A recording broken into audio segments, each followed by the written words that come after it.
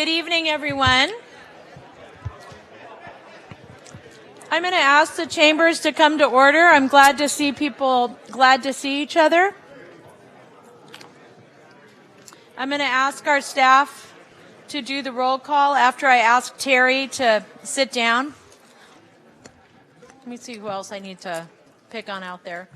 If folks need to have conversations, if you can have them outside, otherwise we're going to begin. So we'll begin with our roll call. Elaine? Alternate Board Member Blankley, ex officio Board Member Bruins, Board Member Carr, Board Member Carrasco, Board Member Cortese, Alternate Board Member Davis, Board Member Diep, Alternate Board Member Ellenberg, Alternate Board Member Fine, Board Member Jones, Board Member Licardo, Board Member McAllister, Alternate Board Member Miller, Alternate Board Member O'Neill, Board Member Perales,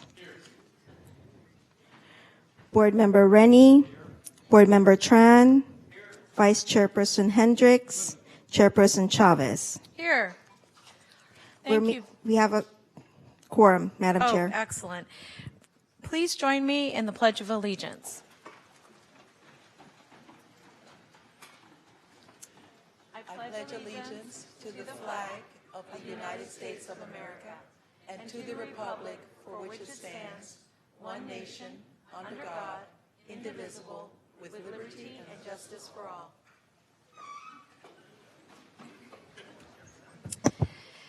I'm going to move to item 1.3, and this is the orders of the day. Are there any changes from my colleagues?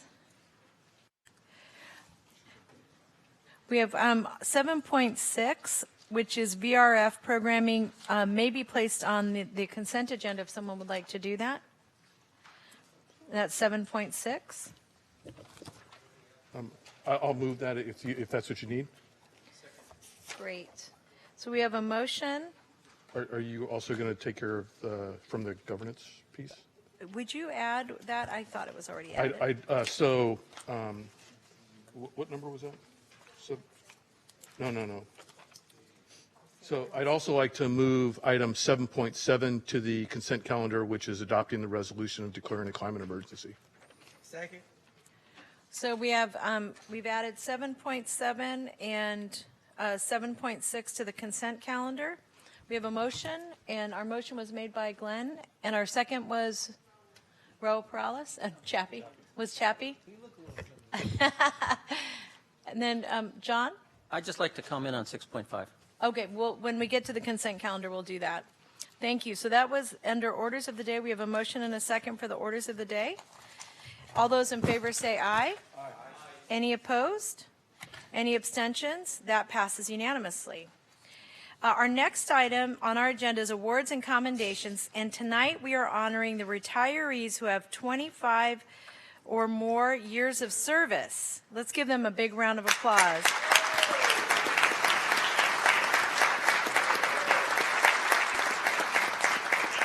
The biographies of our retirees for this item will be read by Christy Victoria. Our first retiree is David Hall, bus maintenance instructor.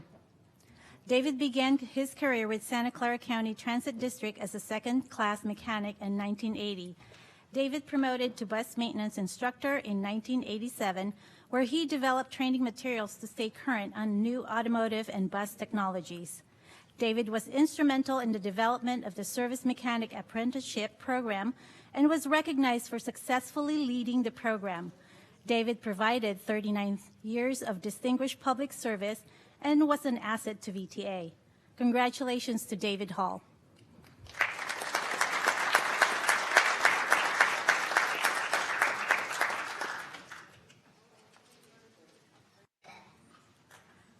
Kevin Andres, coach operator.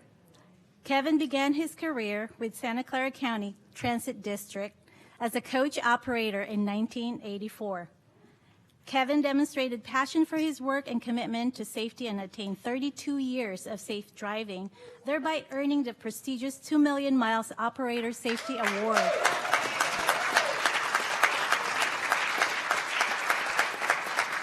Kevin was committed to performing his work and was a role model to all his coworkers. Kevin was known for his personable and positive demeanor and was respected by those who knew and worked with him. Kevin provided 35 years of distinguished public service and was an asset to VTA. Congratulations to Kevin Andrus.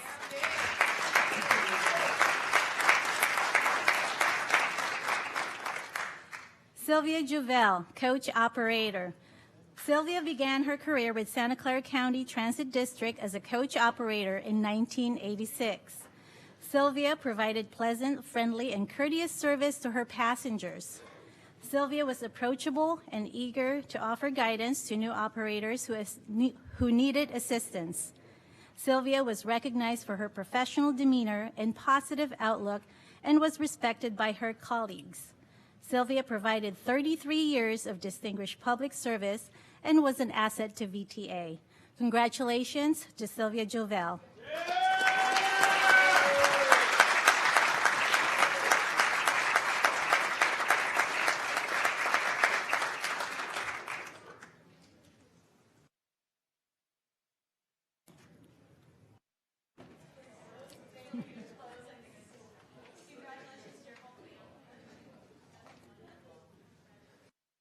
Our next commendation is for Roy Molseed, Senior Environmental Planner.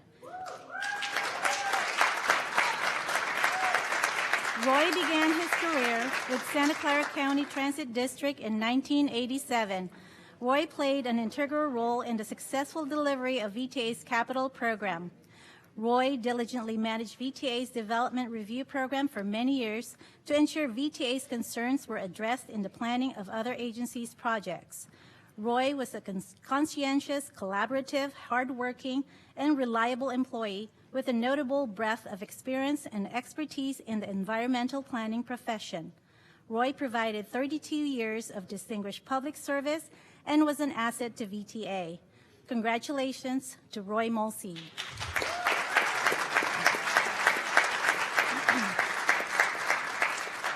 Terry Russell, coach operator. Terry began his career with Santa Clara County Transit District as a coach operator in 1987. Terry demonstrated passion for his work and commitment to safety and attended 27 years of safe driving. Terry earned the prestigious 2 Million Miles Operator Safety Award.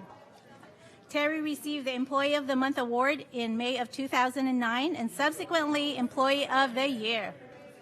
Terry was elected and served as President and Business Agent for the Amalgamated Transit Union Local 265 from 2017 through 2019. Terry provided 32 years of distinguished public service and was an asset to VTA. Congratulations to Terry Russell.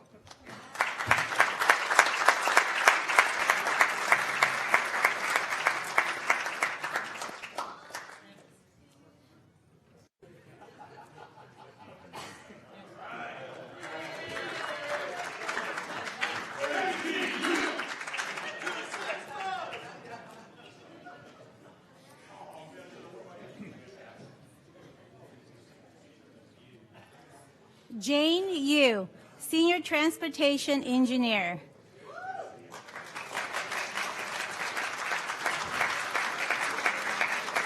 Jane began her career with Santa Clara County Transit District in 1987. Jane was involved in the development and design of SCADA system and procurement of traffic signal controllers. Jane served as the Electronic Toll Systems Manager for the State Route 237 Express Lanes and US 101 State Route 85 Phase 3 Express Lanes. Jane worked on VTA's Express Lanes program with increasing levels of responsibility and was a key staff member responsible for the success of VTA's Express Lane program. Jane provided 32 years of distinguished public service and was an asset to VTA. Congratulations to Jane Yu.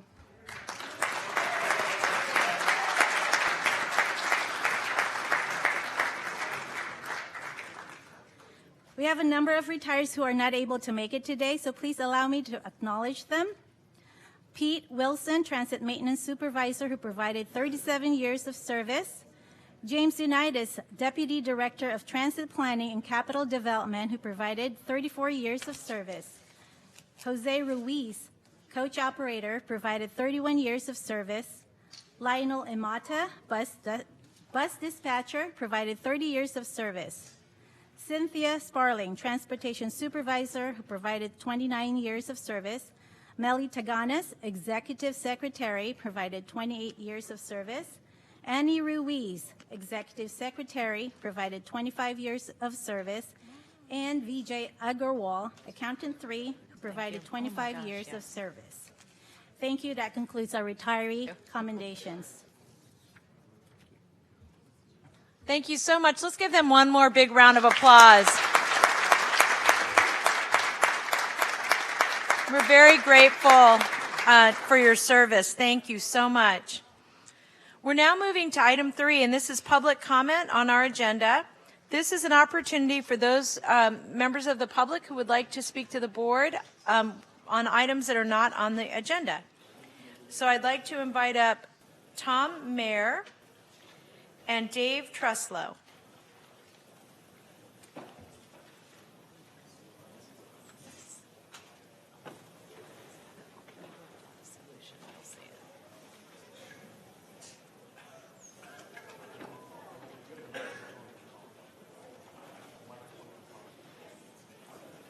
Yeah, you can lower that. Oh, he does.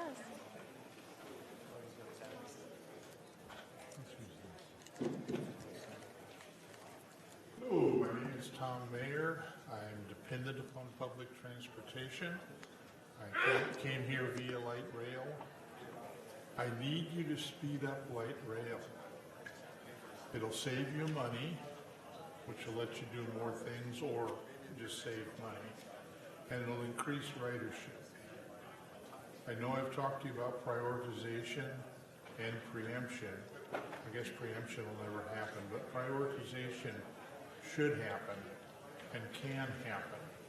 I see that in Sunnyvale, the Vienna eastbound has good priority. Westbound, not so much.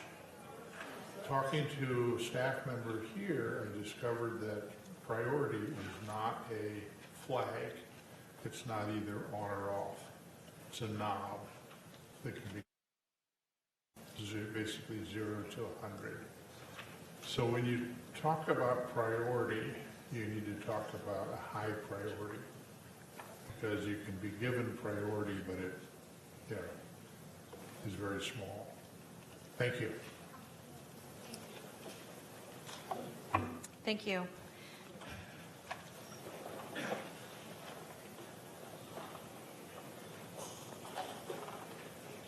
And after Dave, we're going to invite up Blair Beekman. And if I could ask folks if they're able to go ahead and line up.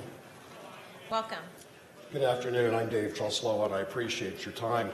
I'm here because I want to get clarification on an item which I recently became aware of, and that's some signage that I noticed on the platform at Great America, the L platform, prohibiting any kind of firearms and other objects on VTA. I did some research. VTA is the only agency that I could identify of the 23 that are embraced by the Metropolitan Transit Commission, I should say. And I don't know that this matter has come before the board. It could have been handled administratively. But it does present a serious threat to VTA because of litigation. I have already engaged arguably the premier law firm on firearms rights, and a meeting with attorneys in a week and a half who defended the Heller decision and McDonald decision in Chicago before the Supreme Court. As you know, those were victories. I don't think this is a good policy. It's completely out of the scope of every other agency I can find. It inhibits commerce, it impacts kids, does lots of things. There are many more details that I have in the letter. I'd ask you to let me know, and I've asked the clerk, Board Secretary, for the records on this and to reconsider the policy because nobody else has it that I can identify. Thank you very much. Thank you, Dave. I want to thank the sheriff who's. One last thing. Yeah. Sorry, I forgot about this. Yeah. Dave, if you come to the podium, it's got a built-in mic. Oh, sorry. Built-in mic. Sorry, Oh, just as a that's test, I right. brought this on the train and nobody got upset about it. Thank you.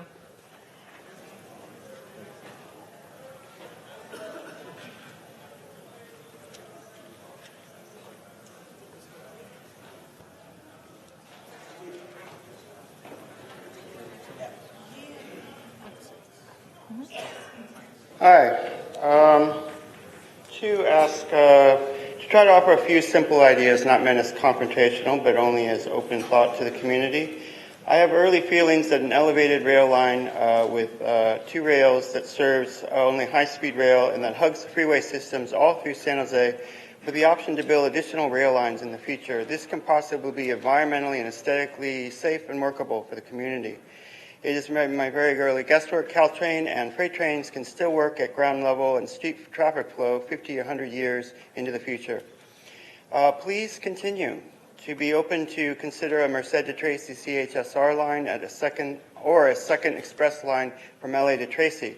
A BART line from Tracy to the Bay Area and the use of ACE Rail can work as final connections. BART officials of the SF Bay Area should have a good depth of knowledge on these subjects. And these are ideas can offer interesting public transit options and not take away as many homes along the SF Peninsula in San Jose.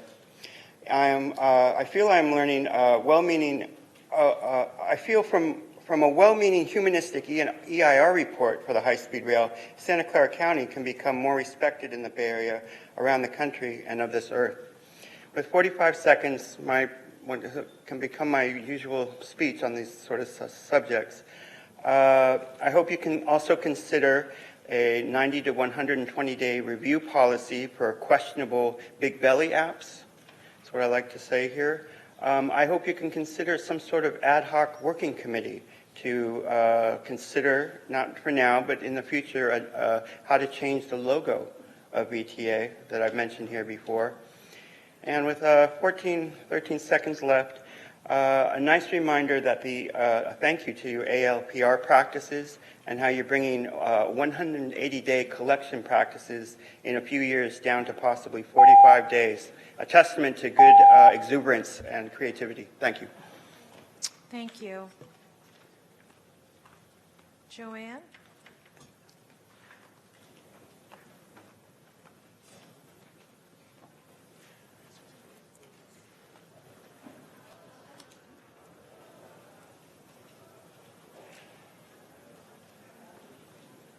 Welcome.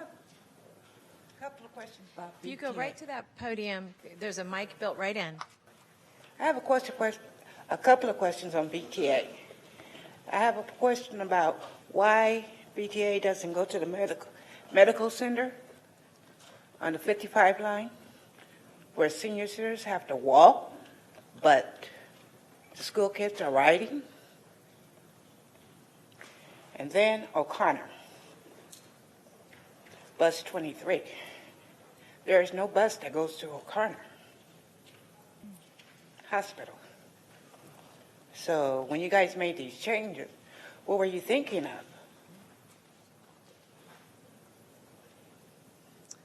Do you have anything else you wanted to say? No, I'm good. Thank you. I'm going to ask one of our staff folks if I could, our customer service. I mean, they got senior citizens walking in wheelchairs. Thank you. Sir, yeah, thank you. All right, so that is our public comment, and I want to thank everyone who came to speak. We don't have any public hearings, so we're going to go to committee reports. And I saw Marty Schulter, our Citizens Advisory Chairperson, if he can come forward, and then I will be inviting up Rich Constantine, if Rich is available. Welcome. Okay. I'm going to use this guy. Oh, thanks, Marty. Okay.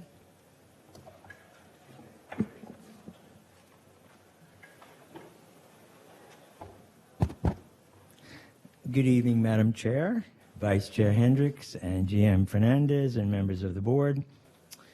At our January 15th meeting of the CAC, we conducted the vice chair election, and I'm happy to introduce to you Vinish Swaminathan, our committee vice chair for 2020. Vinish was appointed to the CAC last year and comes to us with his background in transportation, engineering, and his knowledge of roadway transit and bicycle facilities. Vinish, would you like to say a couple of words? Sure. It's an honor to be here and serve as part of the committee vice chair. Being raised and grew up in this area and having going to San Jose State and being raised in Cupertino and living in East Side San Jose and downtown, I'm really excited to provide my expertise and be the voice of the community. I provide complete streets, roadway expertise, and I look forward to serving with you all. Thank you. Welcome. Thank you, Vinish. On other business, the CAC recommended for board approval the following items on your agenda. Item 7.6, vehicle registration fee, countywide program, cycle 3, and agenda item 7.8, express bus partnership program. On the 15th watchdog regular agenda, we approved exercising the option to extend the contract with Macias, Ginny, and O'Connell, MGO, for independent compliance auditing services for the fiscal year 2019 audit cycle. This would assist the Independent Watchdog Committee in fulfilling its ballot mandated responsibilities under 2000 Measure A as follows: reviewing all 2000 Measure A expenditures and conducting an audit each fiscal year to ensure tax dollars are being spent in accordance with the intent of the measure. And I might add, it was probably a very clever move of ours to extend the contract because we saved money. Last but not least, the CAC was honored to receive a presentation from Mr. Rod Diridon, Sr., highlighting historical perspectives of public transportation in Silicon Valley. And that concludes my report. Marty, thank you, and thank you for being here. Are there any questions from my colleagues?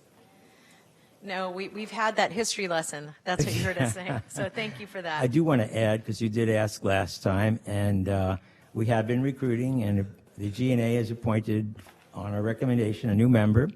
And so we have 2 vacancies, and we do expect to be filling those soon. Oh, excellent. Good. Thanks, Marty. You're welcome. All right. So we're going to move on then to item 5.2, and that's a policy advisory committee, and the chairperson's report is in your packet, and it's at the reading table in back.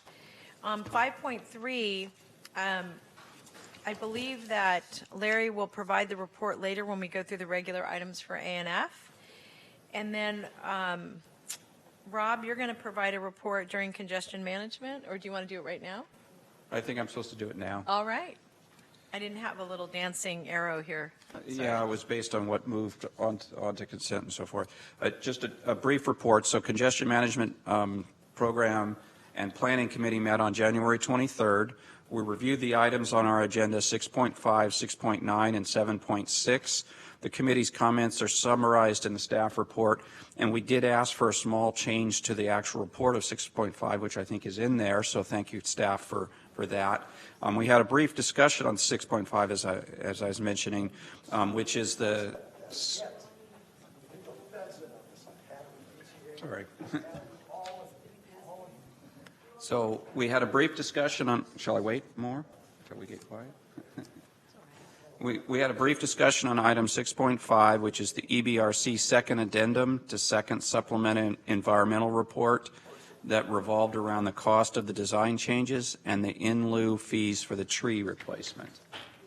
And the changes we asked were around the tree replacement. So it concludes my report. Great. Are there any questions for Rob? No? All right. Chappie, I think you're going to talk to us about being safe, secure, and transit planning. Yes, so the Safety, Security, and Transit Planning and Operations Committee met on January 23rd. The committee reviewed regular agenda item 7.8, Express Bus Partnership Program, and a new pilot Pool Subsidy program. We recommended board approval for this item. The committee received a presentation on electric buses as well as the zero-emission bus rollout plan. Staff shared with us the regulation for clean transit in comparison of hybrid diesel battery, electric, and hydrogen buses. We will see more of this topic as staff is currently analyzing the technologies and intends to come back to us in the spring to share what they have learned. The board is anticipated to consider zero-emission bus rollout plans in June 2020. That concludes my report. Great, thank you for that. For the Governance and Audit Committee, we met earlier and discussed the Auditor General's report on the BART invoicing audit and climate emergency, and the climate emergency resolution. We also discussed the process and timeline for the VTA board governance assessment recommendations, and I wanted to thank, well, actually, we had most of the committee there, so to thank the committee for coming to making sure we're staying on our task. We had a lot of good feedback and a very good discussion, I thought. And then I want to take this opportunity in particular to thank the Ad Hoc Board Enhancement Committee for their work. And as John pointed out, they collectively met for 350 hours. So let's give them a round of applause and thank them for their service. I'm very excited about that ad hoc work and that it's going to come to GNA. And just to let my colleagues know, GNA will go from meeting every other meeting before the board meeting to every meeting so that we can get through that work. And I did not get a second to start the meetings earlier, so we'll still start at 4, but there you go. That includes my GA report. Is there any other reports that board advisory reports anybody wants to make? Oh, on my item? All right. Tessa, on mine? Okay, yeah, what? I want to go up. Thank you, sweetie. Thank you. Okay, we need to declare a climate emergency, but we can't fake it anymore, okay? You guys are faking it, okay? You guys are our leadership. What? What's the matter? Go ahead. I was Okay, yeah, I know. You want to interrupt me because I'm talking to you guys, saying that you failed us. Our politicians have failed us. Greta Thunberg would tell you you failed because she says the worst thing is when you declare a climate emergency or anything else that's environmental, you don't really do anything. You know, you're phonies. You're fake. And nothing is happening. You're not even listening.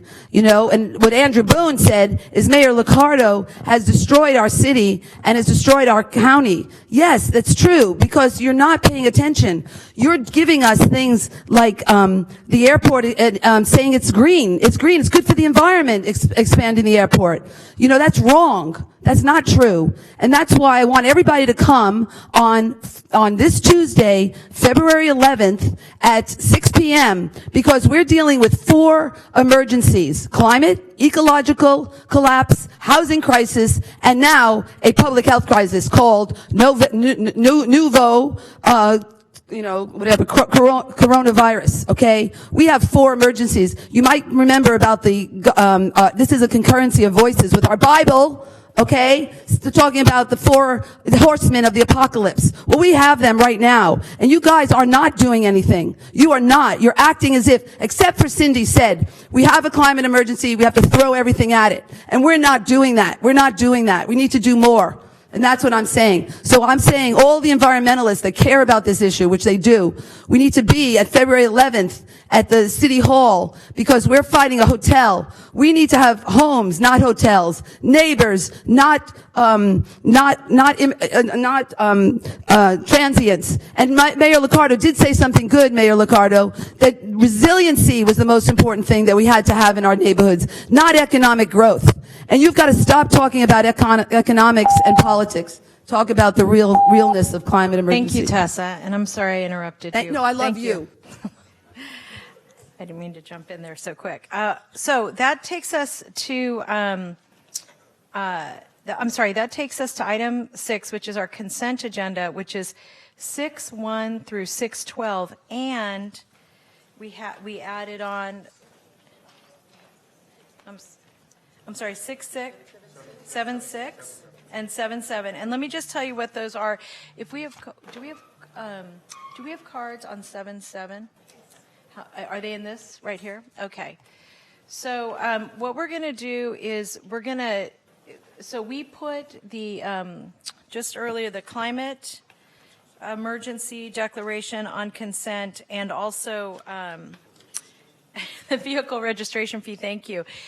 I was just going to say that normally under consent, we don't have an opportunity to have real robust debate, but given that we don't have a really full agenda, I'm going to go ahead, if people are comfortable, leave the climate change item on consent. We have a lot of speakers, and then they get to speak earlier, so there's actually a little bonus there, if my colleagues are comfortable with that. Is that all right with everyone? All right. So with that, I'm going to invite up Tahoe Rowe, Monica Mallon, John Johnston, Bruce, thank you, sorry Bruce, Marshall, Rachel, Wu, and Tessa. Welcome. And you can come right up to this podium right here, and there's a microphone built right into the top. That just to that, perfect. Hello, VTA board. My name is Tahoe Rowe. I'm from Milpitas, and I'm a student at Milpitas High School. I'm here to encourage you to adopt the climate emergency resolution and to develop a long-term plan to improve bus service in Santa Clara County. I want this to happen because the climate emergency really is an emergency, one that we have seen the beginnings of around the world and that we see here in California with increasing intensity every single year. I would also like to talk about the importance of public transit, specifically where we are. Santa Clara County and California as a whole has been praised for its diversity. We are diverse because we have opportunity even for low-income people and families. And part of that opportunity is providing transit for everyone so that these low-income families can still have the ability to go to their jobs and in general to have a sense of self-agency and freedom. And I'm not just referring to low income, I'm referring to senior citizens, young teenagers, and anyone who just cannot afford a car. And when bus service is continually cut, these opportunities become harder to reach, and slowly our county becomes exclusive instead of inclusive. Thank you. Thank you. Welcome. Hi, my name is Monica Mallon, and even though this ended up on the consent calendar, I really wanted to speak on this because I think that this is a really important moment. I've been coming to these board meetings since 2018, and this is the first time that an item that I requested and that other members of the public have requested has actually been on the agenda. And I think, to my knowledge, from the research that I've done, this is the first time that any item that has been requested by the public has been on the agenda. So I really want to thank Supervisor Cortese for the referral and for his leadership on this, and all of you for listening to our comments, and to all of the board members that added things to this resolution and supported this in any way throughout these past few months. I was so hopeless when I first started coming to these meetings, but now I finally feel like things are starting to move in the right direction. Actually, a few days after the referral was sent, I got a few emails from people in other counties saying that they were inspired by what's going on here, and they were inspired by the climate emergency, and that they want to do that in their counties. So I just really want to thank you all and encourage you to vote for this, and I really look forward to the future. Thank you.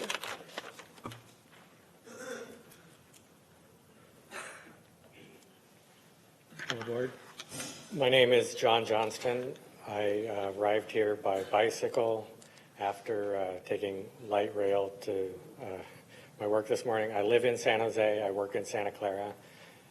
I appreciate everything VTA does. I wanted to come and publicly speak in favor of declaring the climate emergency. Also, thank you, Dave Cortez, for leading that.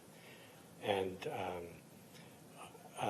as our other citizen previously talked, I hope that you declare the climate emergency and then act like an emergency going forward and prioritize the things that will reduce emissions and help our future. And for the rest of my time on a different topic, I appreciate the new transit schedule and map. Even though the routes I use changed, the new map is easy to read and it's easy to find the frequent routes. So thank you on that. Thank you. Welcome.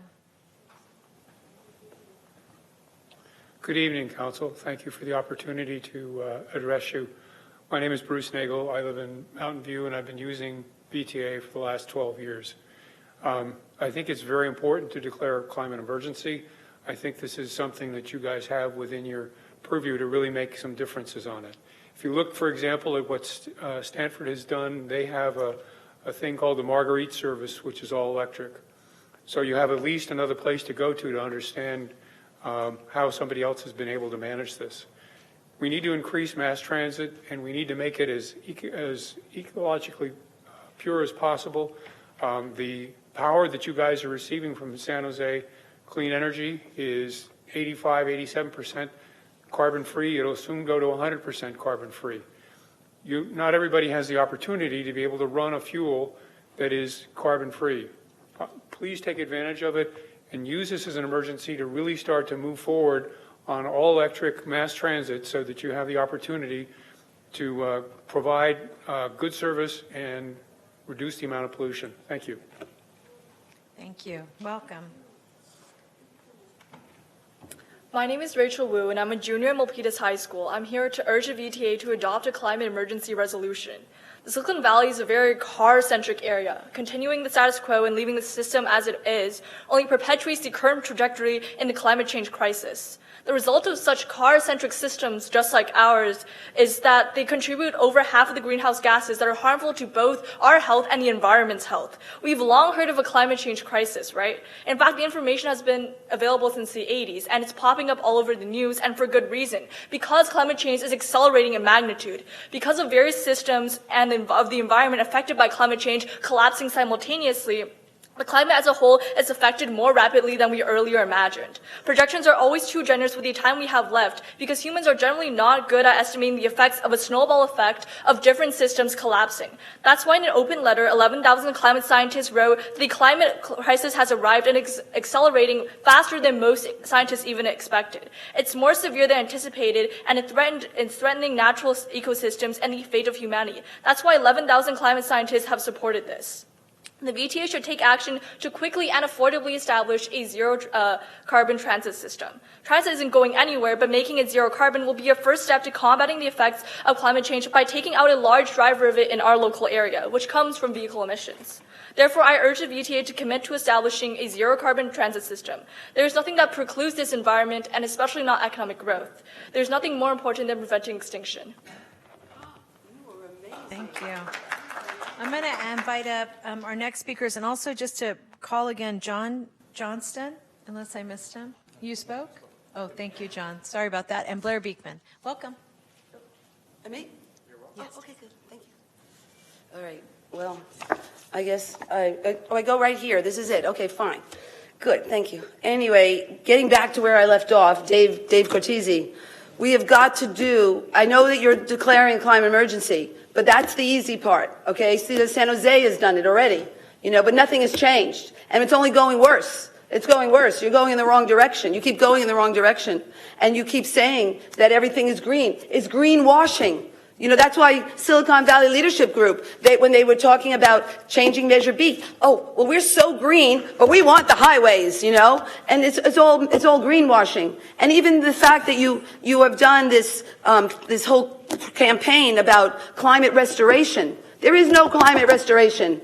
We have to reduce our emissions. That's what we have to do. And we're not doing it. And you can't say that we're going to have an airport and we're going to have hotels everywhere to support it.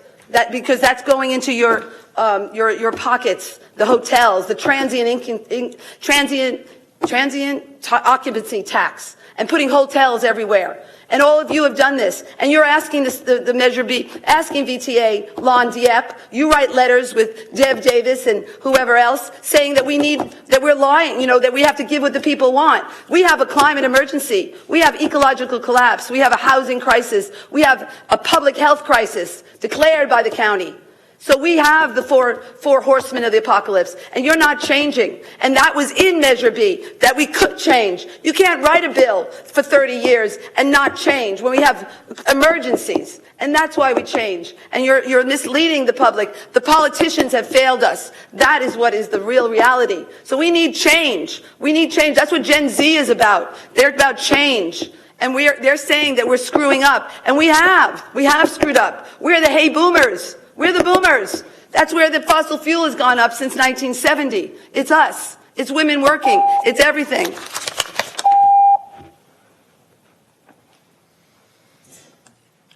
Hello, VTA Board. Thank you all for having us here tonight. I'm here to tell you, to entreat you to please adopt a climate emergency resolution and please save Route 181. Now, I'm a woodman, see, we obviously got a lot to say. The things that I'm here to tell you tonight is, and I realized it today biking, what it meant to me to hear VTA Board thinking about declaring a climate emergency. And it's important to understand that, emergency without action, it's just as bad as not doing anything in the first place. But I think it really does do something, and it did something for me, where my whole life, as a lifelong climate activist, someone who was born into Gen Z, born into a failing world full of global issues that I have to learn with the news, and I have to hear my friends' strife, and it's such a global world that I have been consuming since I was a child, and that this VTA climate declaration was a glimmer of light, at least for today. It made me think that, hey, maybe we are starting to get somewhere in Silicon Valley. And, we can't say that our carbon emissions are going to go down because we declared a climate emergency.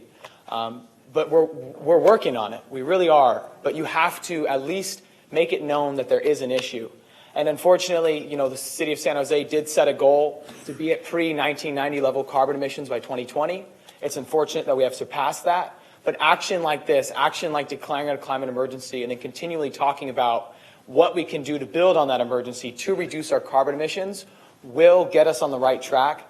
But I wish we started a decade ago. And our current elected officials, you have a hell of a time to pick up the slack. But I beg of you to pick it up rapidly for the next generation. Thank you so much. Blair Beekman, and our last speaker on the consent calendar is Judy Young. Welcome, Blair. Thank you.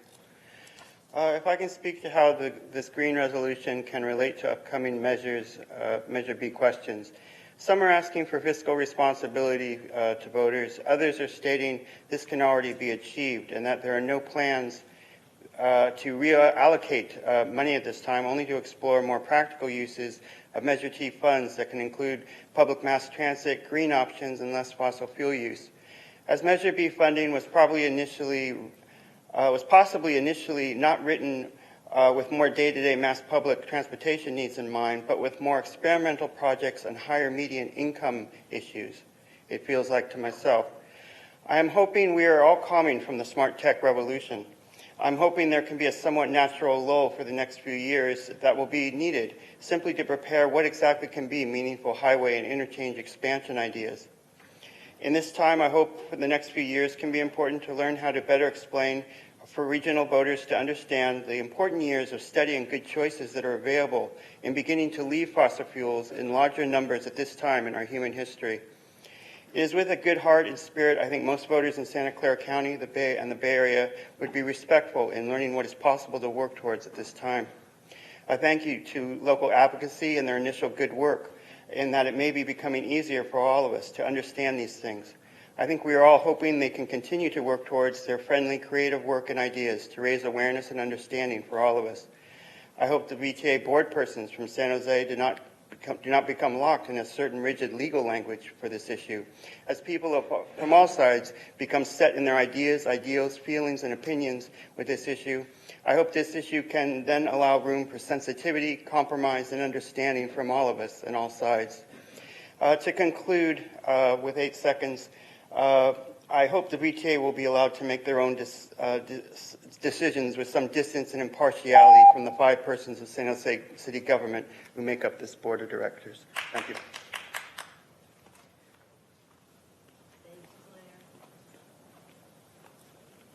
Hi, I'm Judy Young, and at the last meeting in January, there was discussion of making sure that there was going to be an action plan along with this resolution of declaring a climate emergency.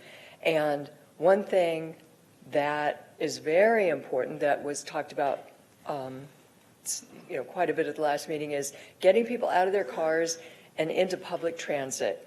And there's numerous ideas, I think, that have been presented to doing that. A lot of that has to do with scheduling and where the bus routes are, and and on and on. But I'd like to talk about one of the other reasons why this is important. If we keep putting funds into expanding highways, eventually we're not going to have land to expand highways to relieve the congestion. And I mean, I hear everybody talking about, complaining about the traffic congestion. I think it takes about 2 hours to drive to San Francisco now, and it used to take an hour, or, you know, something along those lines. And at some point, there just isn't going to be enough land to expand highways to relieve congestion. We definitely really need now to start really improving the public transit system and really get people out of their cars and into public transit. But public transit system really, really needs a lot of improvements in order to do that. So thank you. Thank you. Could you introduce yourself? I don't have a card for you. Welcome. Hi, my name is Wyan Trong. I'm a climate activist with Mothers Out Front. Thank you, board, members of the board, for putting a climate emergency declaration on the agenda. As you know, transportation is the #1 source of emissions in the county. You have a tremendous role to play in addressing our climate crisis. We need your urgent action on the climate emergency today. Since Measure B passed in 2016, the political landscape has changed a lot. Since the Women's March just after the presidential election, when millions filled the streets with protests across the country, citizens have become much more active and engaged. They're calling and writing and visiting their representatives to fight for what they believe in.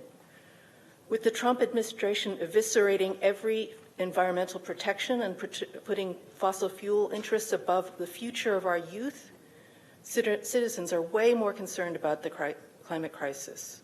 In a December poll by the American Psychological Association, 56% of respondents said climate change is the most important issue.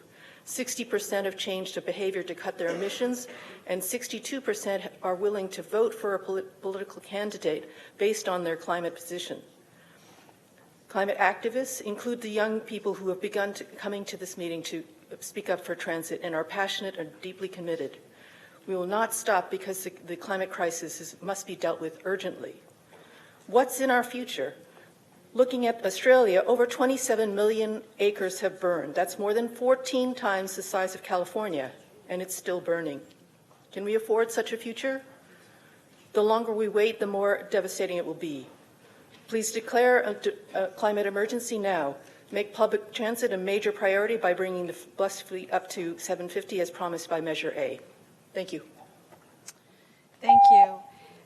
I'm now going to close the public comment period for this item. And I just wanted to make one comment about particularly about the climate change resolution. The committee, the G&A committee, I'm particularly saying this for you, Dave, since you brought this to us, had a chance to review the resolution and asked, according to our CEO, Fernandez, the staff is going to go take a look at putting a work plan together and really focusing on what we can do to address the goals in the resolution. And what I'm going to be recommending is that we put that through the Congestion Management Committee so that there's a set of eyes looking at the plan. The staff has agreed to come back to the board with any expenditures either for the planning processes or for other kinds of initiatives that they want to take a look at so that the board has an opportunity to look particularly at those initiatives and be able to assess trade-offs, you know, in terms of financial and outcome.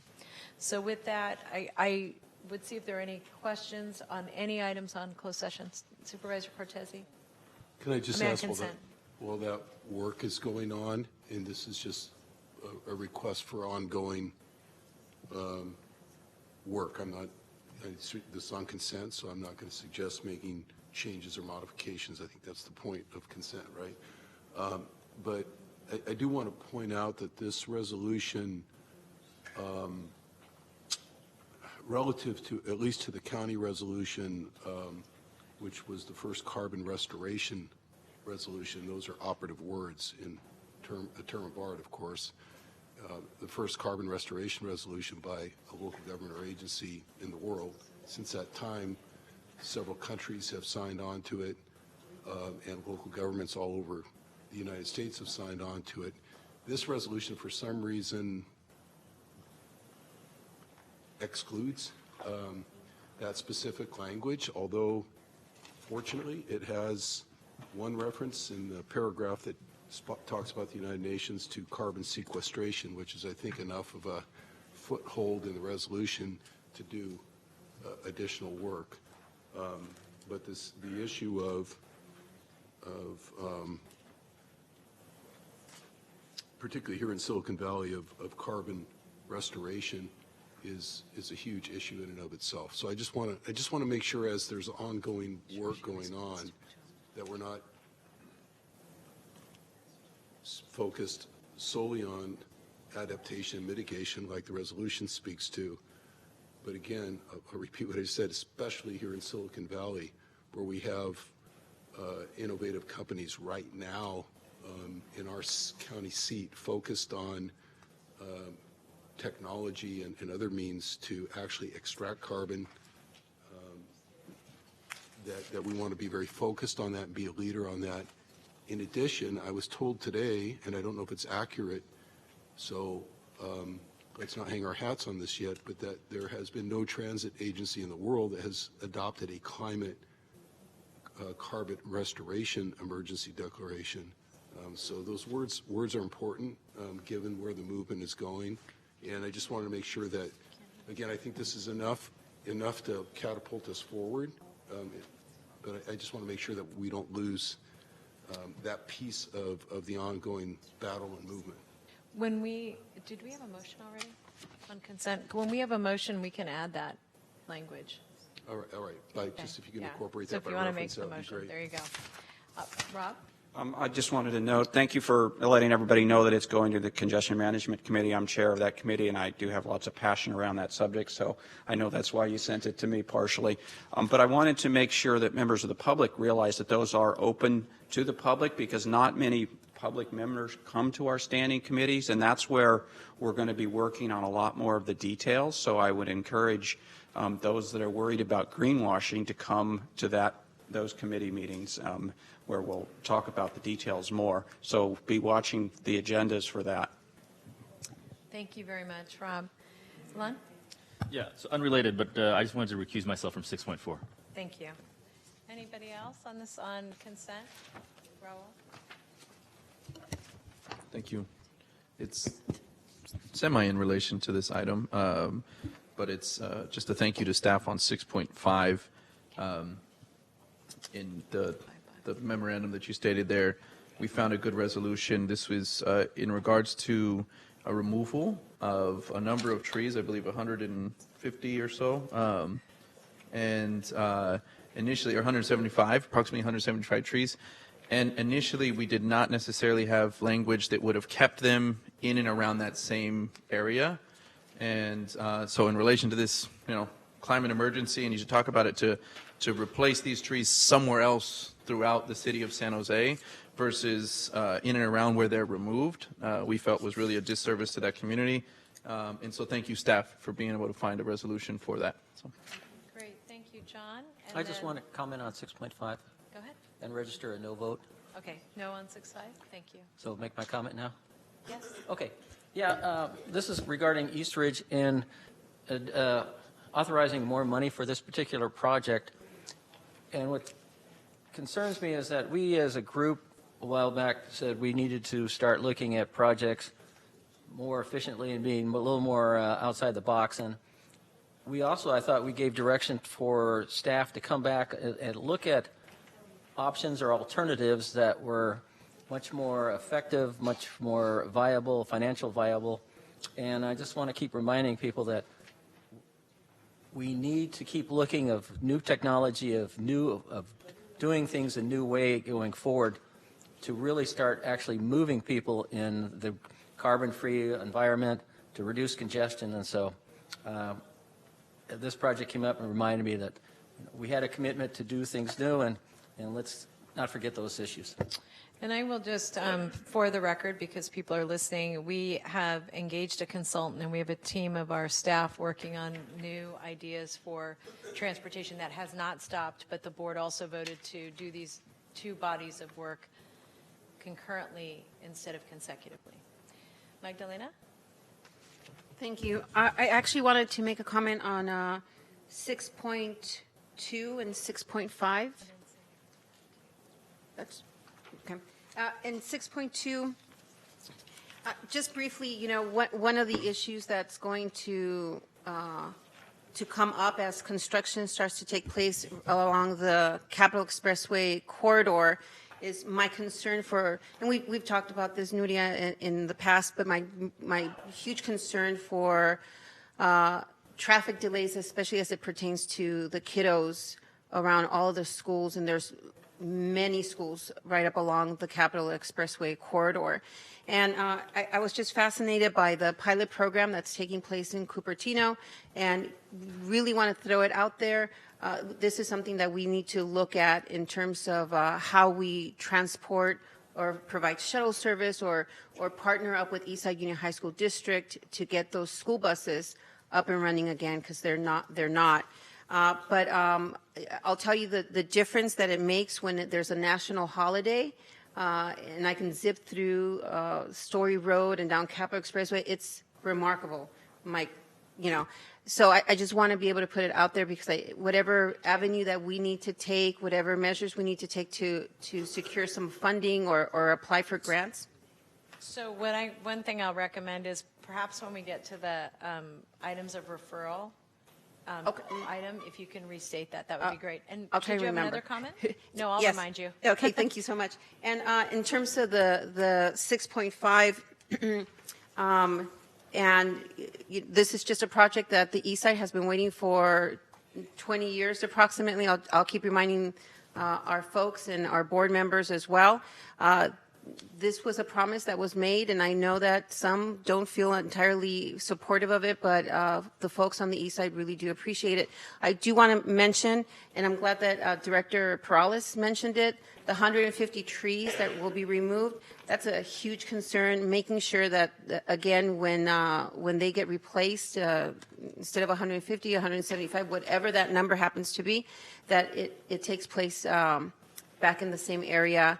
If not along the corridor, then in the neighborhood that's so widely impacted. As we're talking about declaring an emergency, climate emergency, I'll tell you that we don't have that same beautiful canopy on the east side of San Jose that many other districts, especially in the city of San Jose, get to enjoy. When we go out for a walk, our dogs suffer from heat stroke as well. And so it's a reality that we're living with. I tell you this firsthand because I live there.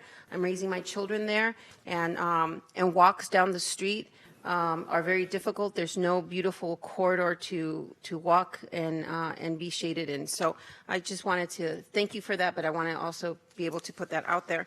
And then lastly, just on our declaration of a climate emergency, I want to thank Director Cortese for bringing this to our attention, and just be able to reiterate, of course, I hope we don't need any convincing of what's happening to Mother Earth and what we might or might not leave for our future generations. I know that in the city of San Jose, with Mayor Liccardo at the helm and a council that doesn't need convincing, we've committed to continuing our commitment to the Paris Accord agreement, ensuring our engagement and responsibility stays on the right side of history. But I think more than staying on the right side of history, ensuring that we leave something of pride for the future generations. And as part of our commitment to the Paris Accord and to our residents in San Jose, at least, we've committed to implementing our Climate Smart San Jose program. It's a detailed plan that includes strategies such as transitioning to renewable energy that will supply the entire city, densifying growth areas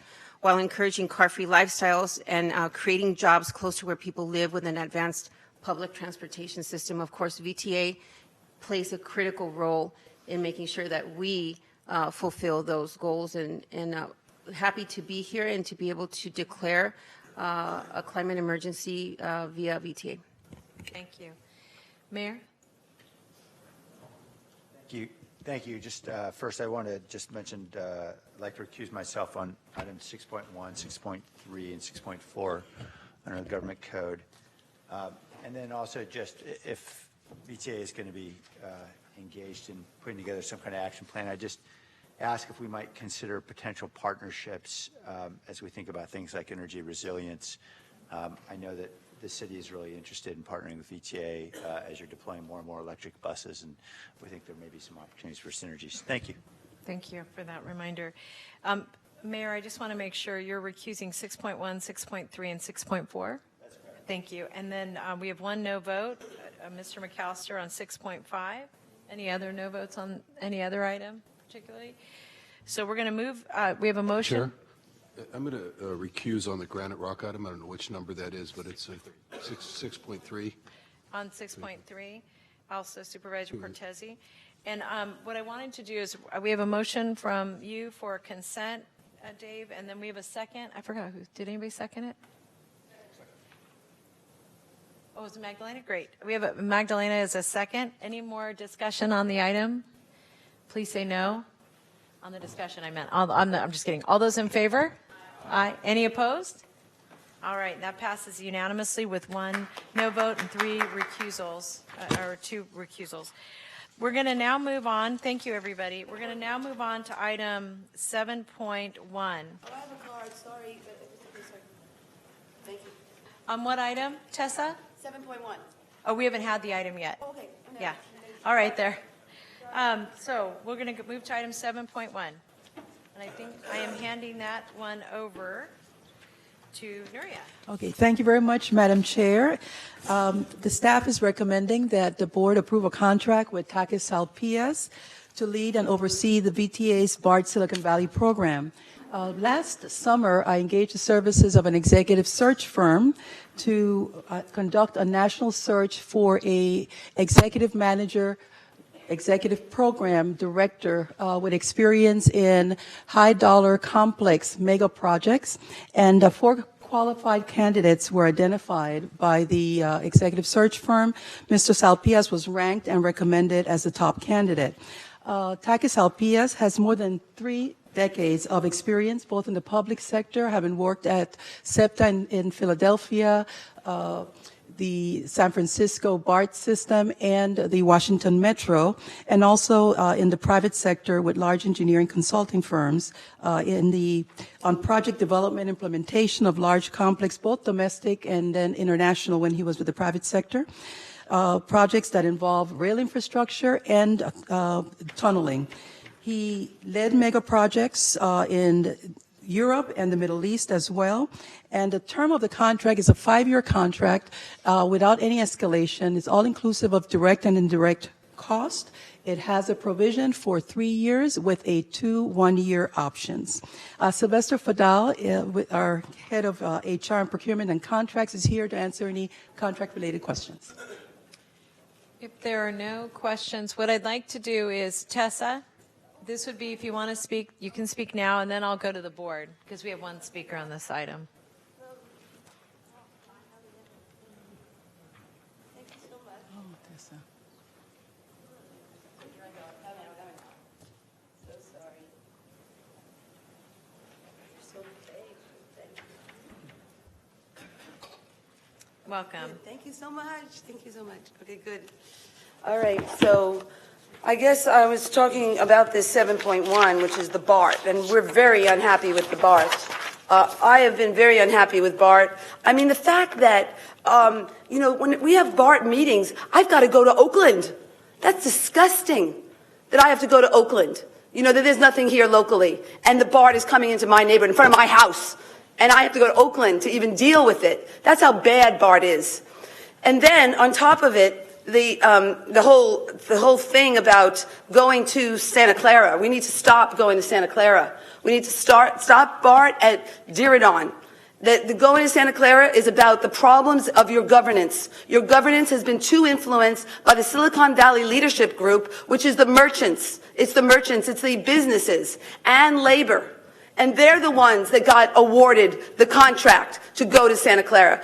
And all the awards of thank you for the labor and thank you for the businesses. That's the wrong decision. That's why your governance is corrupt. You're corrupt because, and the grand jury told you you're corrupt. You know, you need to stop what you're doing. What you've been doing is wrong because you're following money and labor, jobs. When we need to be thinking we're a climate emergency. We don't just spend $1.6 billion, you know, willy-nilly for jobs when we have a maintenance yard up in Hayward.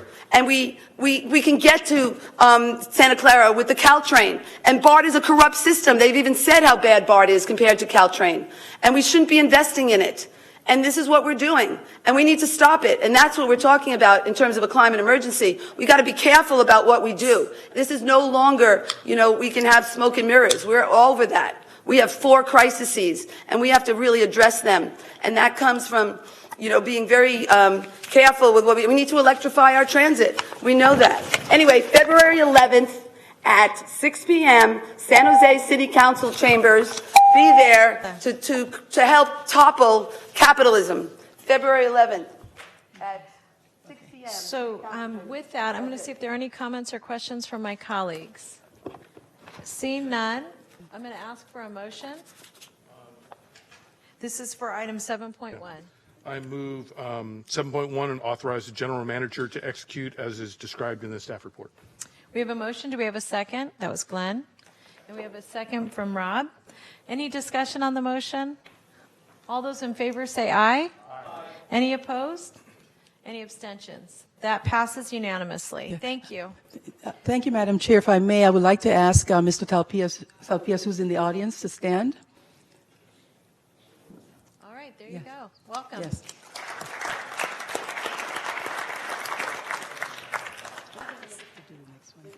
Sure. We're going to move to item 7.2. Okay, thanks again. For the 7.2, we typically provide an update on the Silicon Valley Rapid Transit, both Phase 1 and Phase 2.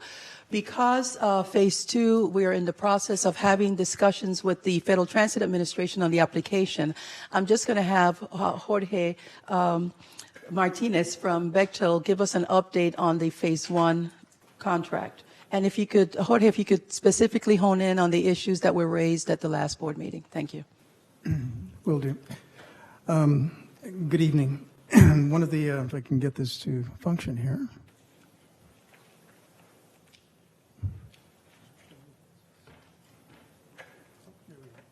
Slow. As was reported and discussed at the last board meeting, our primary effort on the project right now is addressing the discrepancies and observations that are being made by BART during the verification phase of their acceptance of the project. So on November 24th, we started with 1,447 that were the total number, of which 757 were agreed were impacting the start of revenue service.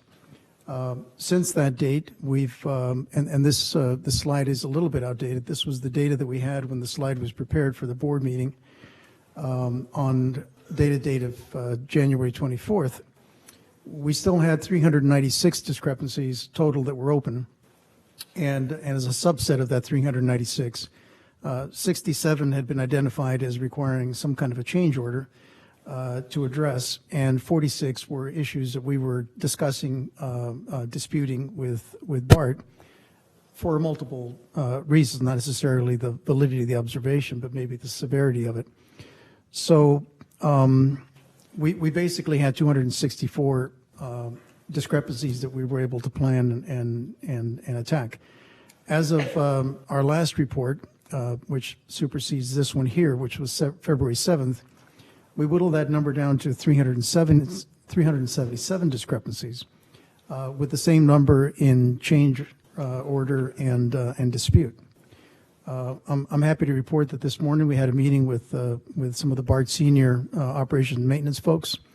That number as of this afternoon is now a total of 295 open discrepancies. So we've made a very significant jump.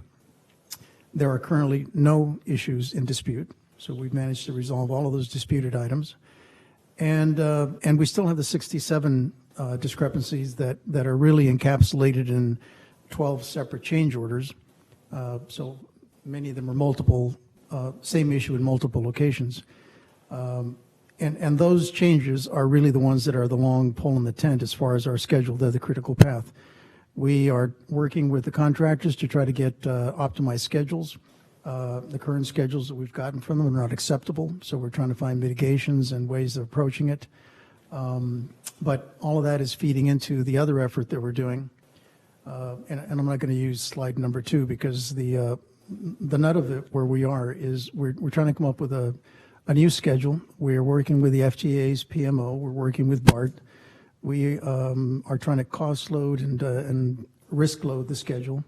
A big component of that is what we can do with these changes. And as I said before, this is now the controlling factor to us coming up with a new forecast revenue date. We do hope to have that new schedule in March, and hopefully we were able to address the other questions that we had from the directors on both the way we classify these and our confidence level in resolving the issues. So in summary of the current open discrepancies, we're down to 228. But again, many of those are the same issue at multiple locations, and we have a high level of confidence that aside from the change work that we're still trying to optimize the schedule on, we will complete those in February.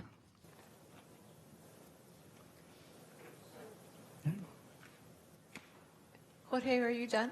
Yeah, that's Okay, important. here's what I'd like to do. We have 2 comments from the public, so let me take those and then I'll go to the board. And that is Roland and Tessa, and you can come in any order. So Tessa, if you're... Thank you, that's so nice of you. All right, good. Keep this rolling. Thank you. Okay, good. Yeah, well, from what I understand, you're talking about Silicon Valley Rapid Transit, and that is a project that I've worked on.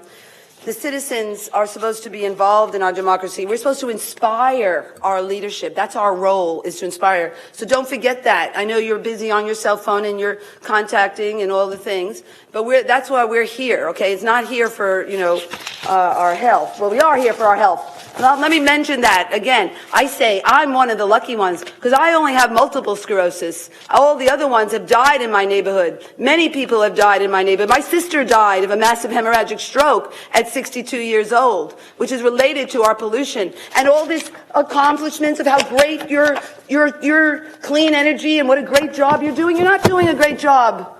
I call it Silicon Valley, whatever it's called, climate smart. I call it climate dumb because you're not doing enough.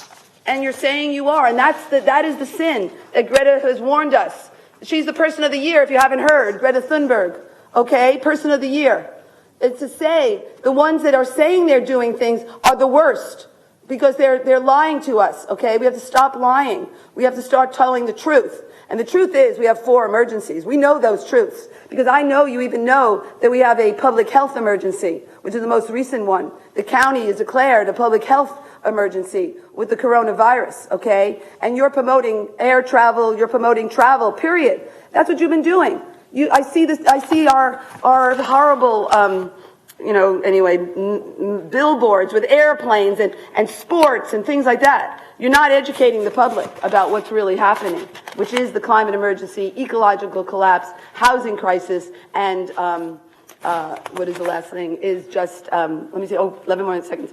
Anyway, in terms of the Silicon Valley Rapid Transit, it needs to happen. We need to have that on El Camino. We need to have that on Stevens Creek. And you're avoiding it. You've been avoiding it for a long time, and we need to do it. Thank you, Tessa. In the median, with bike lanes. Okay, good, thanks.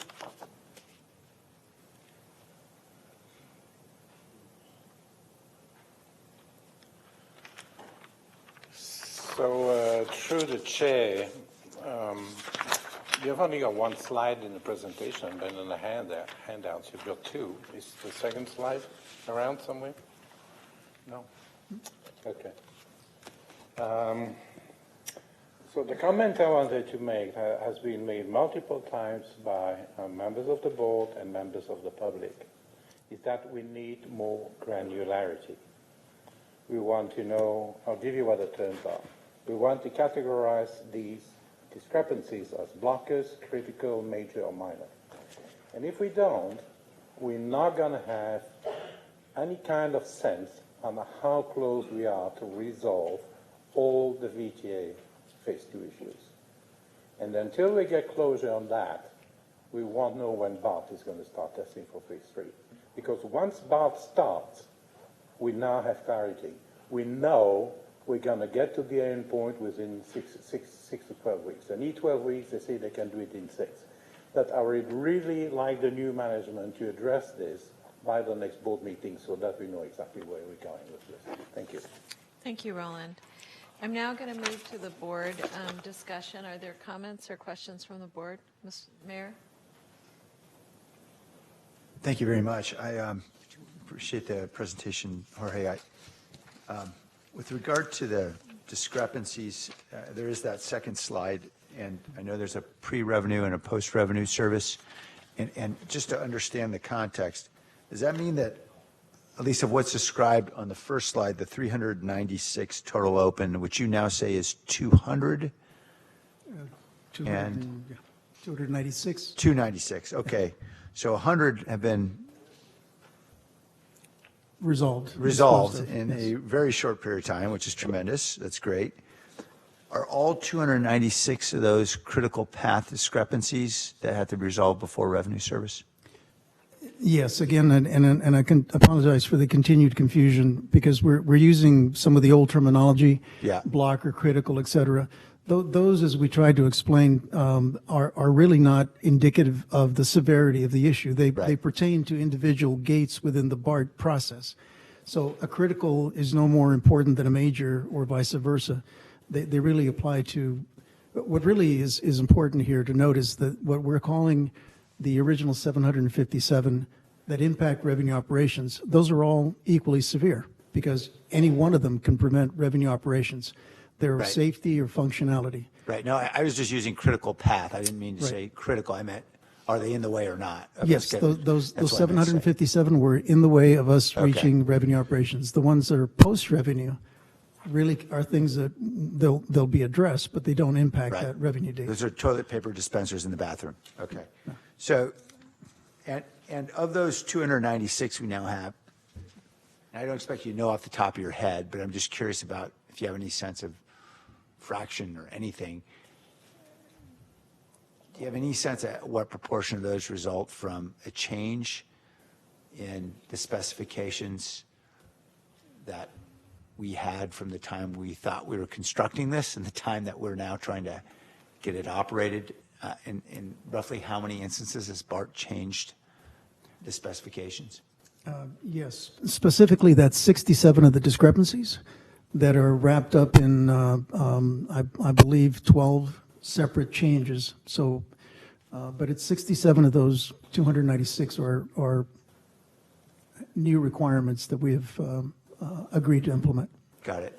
Okay, so roughly a fourth, sounds like. Okay, thank you very much. Raul, and then Larry, and then John. Thank you for the sorry. Thank you for the update. The only question I have is, and I had brought this up previously, I am curious when we will be able to get the working group between VTA and BART back on the calendar. So.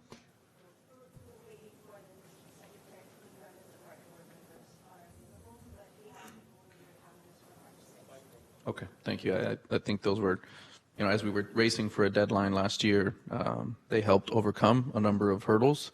And I know that we're, we recognize we have things in the way that we need to take care of, and we're doing that. But at the same time, there may be hurdles that we can try to overcome by getting together. And we also need to set a good precedent and practice for the next phase, right? So it just and being able to get together will be important. So thank you for that update. Thank you, John. Yeah, thank you. As this sort of ties into 7.1, when I came out on the VTA board a couple of years ago, we were saying we were $150 million below budget and we're ahead of schedule. So where are we now with budget compared to forecast to actual? Is there some reports that will say where we're at and so forth? Or help me understand that and we'll go from there.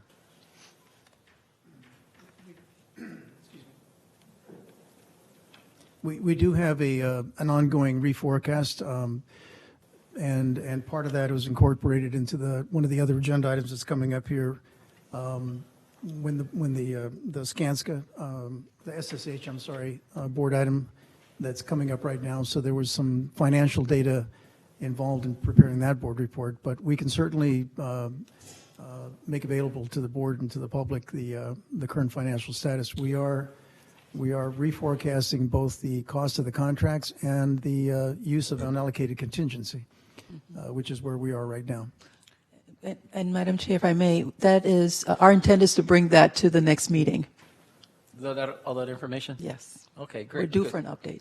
Because we are bringing this new gentleman on to help us leadership and so forth, and so it's sort of, thank you. So to me, it sort of gives me a benchmark of where we're at right now, and then as we go along, how we're able to stay closer to those particular things. So just off the top of your head, is that $150 million budget surplus still with us or gone?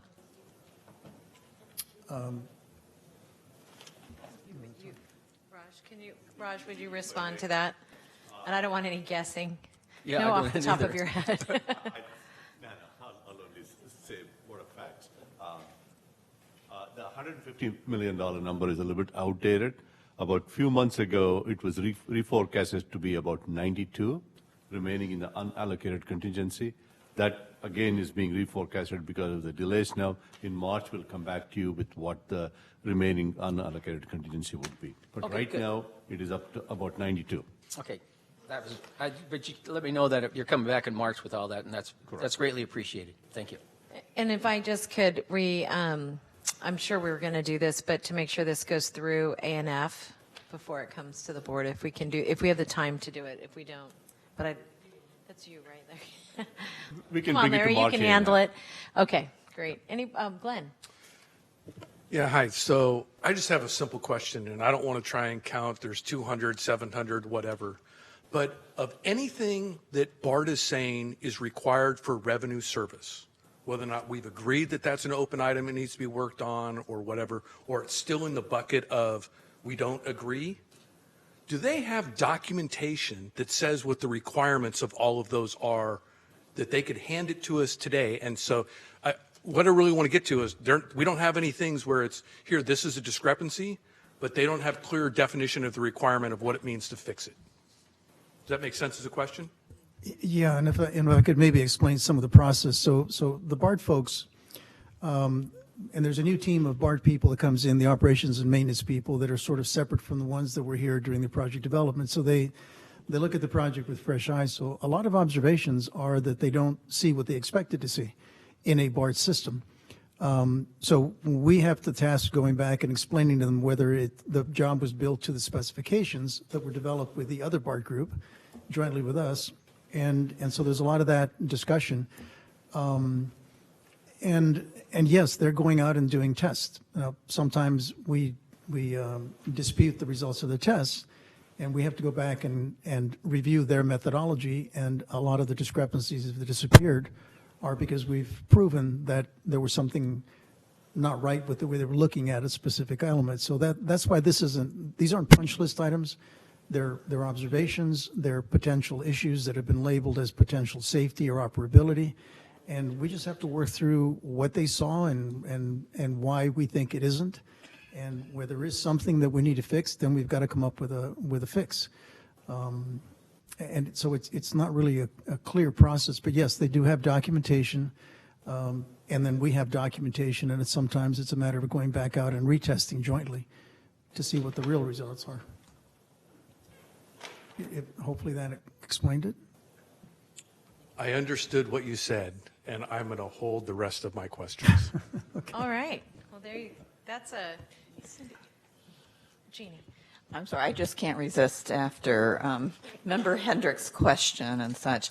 So I don't expect an answer now. I'm probably going to make more of a statement. I'm hoping that that we're starting at the process now, but before we conclude phase one, that we are going to go and do, in the HP vernacular, we always refer to them as postmortems, but a look back, because, some of us did that trip with BART members when we went to Barcelona and such, and it was very evident back then that engineering was communicating with us, but what we was not having was any connection with the operations people. And I just would like to understand what we're going to do differently, what we're going to be asking BART to do differently so that we can get the operational elements in sooner rather than later. How do we make some changes in how we interact with one another? So I'm hoping we're going to be doing that and spending a fair amount of time so we can learn the lessons before we move into full speed ahead on BART Phase 2. Great, thank you. So this was an informational item. I'm assuming we're all pretty well informed. All right, thank you very much. We're going to, Jorge, I hope you feel better. And we're going to move on to item 7.2. I'm sorry, 7.3, I apologize. And item 7.3 is to authorize the general manager to amend construction contract. So I'm turning this one over, I think, to Larry. Yes. Yes, you are. And I'm going to apologize in advance that items that A&F take up have really long titles with lots of words in them. And I think I need to read most of them for the record so that we know what we're talking about. So I'm going to apologize in advance for reading this. First, the Administration and Finance Committee met on January 23rd. We forwarded items 7.3, 7.5, and 7.8 on tonight's regular agenda. First item we're taking up right now is item 7.3, which is to authorize the general manager to amend construction contract DB11002F, line track stations and systems with Skanska Shimmick Herzog joint venture and its partial assignment contract with Aldrich Rosenden joint venture by $11.2 million, resulting in a combined total contract amount of $932,486,050. An increase in general manager's contract amendment authority provided by the VTA Administrative Code from 15% to 25% of this recommended amendment amount. That's just the title. The A&F committee had a discussion about that long title with staff regarding the project's scope of services and how the amendment will be funded. Staff confirmed this includes correcting non-conformances and implementing additional work associated with new requirements, and the amount requested will be funded from remaining unallocated contingency within the overall project budget. At the end of our discussion, the A&F committee recommended board approval. Dennis Ratcliffe is here to answer any questions that my colleagues may have. So before we go to questions, I have two public speakers, and I'm going to ask Tessa and Roland to come forward. Item 7.3, right? That's correct. Okay, good. And Roland, if you could Okay, come good, right thank up. you. Well, the problem I'm having with 7.3 is your general manager and giving her more power, or him or her, whoever it is, the person more power. Well, we'll just say it as it is a her. So basically, I'm concerned about that. You're beautiful too, don't worry. Anyway, and so was that, you know, we shouldn't be giving too much more power because we have trouble with VTA and the way it's being run. And so, you know, to make the decisions where 25%, you know, that she has more power to give the money away when we have a lot of problems with the whole BART, the whole thing. And like, I really appreciate what Jeannie said about the communication. And there's just a lot of problems with VTA and BART and all these things. So it's a very complicated program, so I didn't feel like we should give more power because we really need to watch this very closely. And I think it boils down again to your leadership. You are under surveillance with the whatever it's called, anyway, those people that look at you, whatever it's called, that group. But the grand jury, thank you, I love you. Go to so grand jury, you know, for your leadership, and it's defunct. And what we really need is a board that is picked by the people, because what we have is redundancy. We've got people from San Jose that are climate, you know, basically delayers working on this board. And this is not good. We need a board that is elected. And what Extinction Rebellion always talks about is that, you know, we really can't even talk about politics. So the politicians, and we can't talk about economics, but we need to talk about biology, physics, and engineering are the only things we need to talk about in these crises we have. So what that means is that you need to pick a climate action team, a CAT, okay, a climate action team to reduce the emissions. And that you can't assume that San Jose is smart. We have to really see it for truth. What is it called? Truth testing. Thank you. Welcome, Roland.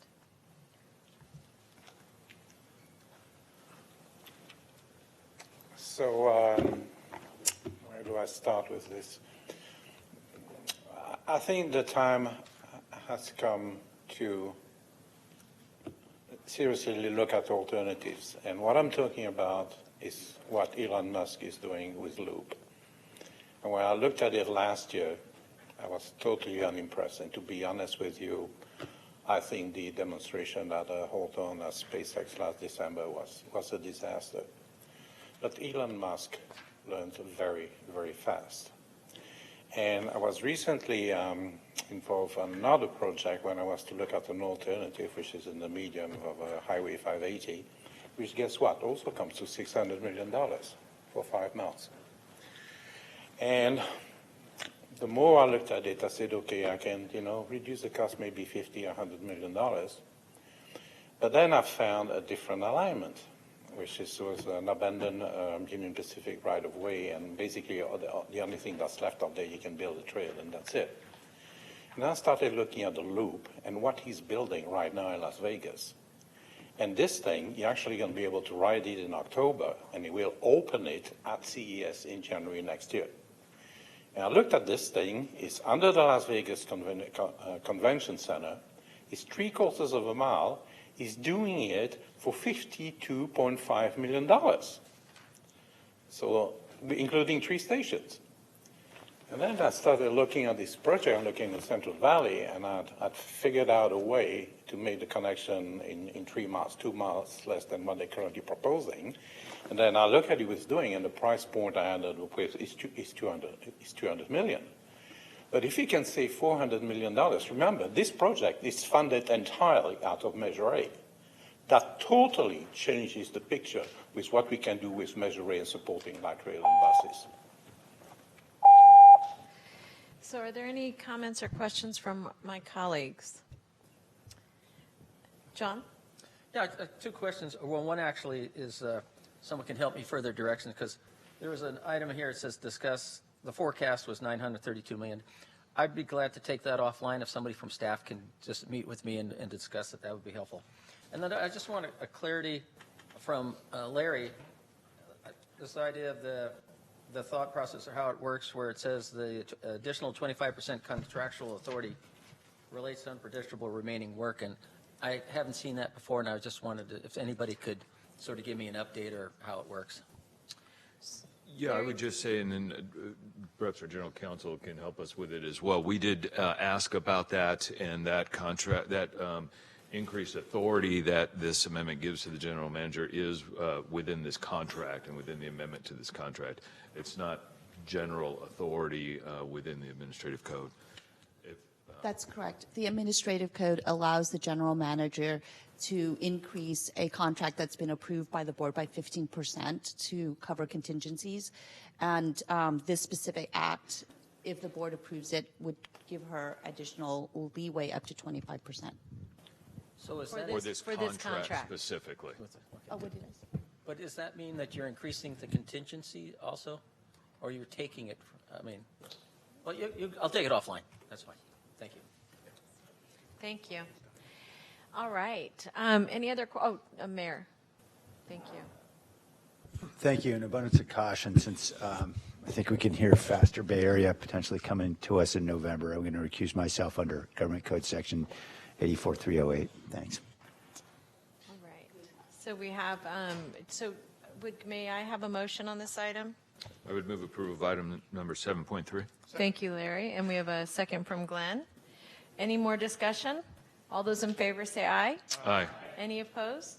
That passes unanimously. Thank you. And I think I'm sorry, with one abstention. I apologize, Mayor. Shall Larry, I continue? I think this is you. This is all night you. So 7.4 is an action item, again, coming from the Administration and Finance Committee. It is to adopt 2 resolutions. First is to approve the results of VTA's 2019 monitoring program The second is to approve VTA's 2019 Title VI program. These documents are required by the federal government. The results of VTA's 2019 monitoring program indicate that no person was discriminated against because of their race, color, or natural origin regarding the quality of service, routing, or scheduling of transportation services VTA provides. VTA's Title VI program is a compilation of documents that is submitted to the Federal Transit Administration triennially as evidence of VTA's compliance with Title VI of the Civil Rights Act of 1964. If the resolution is approved today, staff intends to submit the documents to FTA by February 13th. The summary of the A&F's discussion is noted in the staff report, and the committee recommended adoption of the resolutions. Jay Bailey is here to answer any questions that my colleagues may have. Madam Chair. Great. Are there any questions on this item? I have no public comment on this item. Oh, you don't? I did. I wanted to comment. On this item? Yeah, on do you the, mind? okay. Thank you so much. Yeah, because you were saying, I didn't really know Title VI, but now that you're talking about it, you know, there are real discrepancies in the service that we're getting to our community. We are not getting enough services to everyone. It's really gotten so much worse, the plan, is what my son and daughter are reporting to me, because they take public transit. And you don't, okay? That's the problem. My son and daughter, my son, who's running for city council, leads by example. He does not have a car. He rides his bicycle, very scared he's going to die because of all you guys, because you're not making it safe for him. And your children, of course, you drive them everywhere because you don't feel it's safe for them. But you're not doing anything. You're helping, you know, push the capitalistic plan of what we're doing as women, you know, and I have to worry that my son's going to die because of, and that's, you know, what we're talking about in this, we were just talking about it with my son about the hotel. You know, you're putting a driveway, you know, where people are going to die in our neighborhood as you put a hotel in our neighborhood. You know, this is terrible. And we have so many traffic injuries, and we have, you know, and then you're saying it's safe for everyone. No, it's not safe for everyone. You're not providing for the disabled that have to take transit because you're cutting the service. It's really been crap. The whole service is what I'm hearing. You know, I know that you're trying to bring everything into the core, but we have to really look at that. We need to be charging corporations. We need corporations to pay for our free electrified transit. But we won't have that when Silicon Valley Leadership Group is running the place. So we need to have a climate action team. So everything is about reducing our fossil fuel use. All of our decisions have to be about that and bringing it to zero as soon as we can, like now. And that's what we have to do. So anyway, about monitoring program, you know, the thing is that you're not doing a good job, as the grand jury has said. So we need changes, and everything. All your programs have to really be looked at and reevaluated because you made the wrong choices. Thank you. Are there any other questions or comments on this item? So we have a motion from Larry, if I could ask move you. approval, and really quick, I would encourage everyone. The Title VI report is in the agenda packet on the portal for everyone watching. I would really encourage you to review that and to hang on to it and reference it. It's a very good report and an important document for our agency. So we have a motion. Do we have a second from Glenn? And let me just make one comment on this. One question that I've asked whenever we've done a report like this is how can we use the data to improve our services? Because on the one hand, it's good to say we're not violating the rules.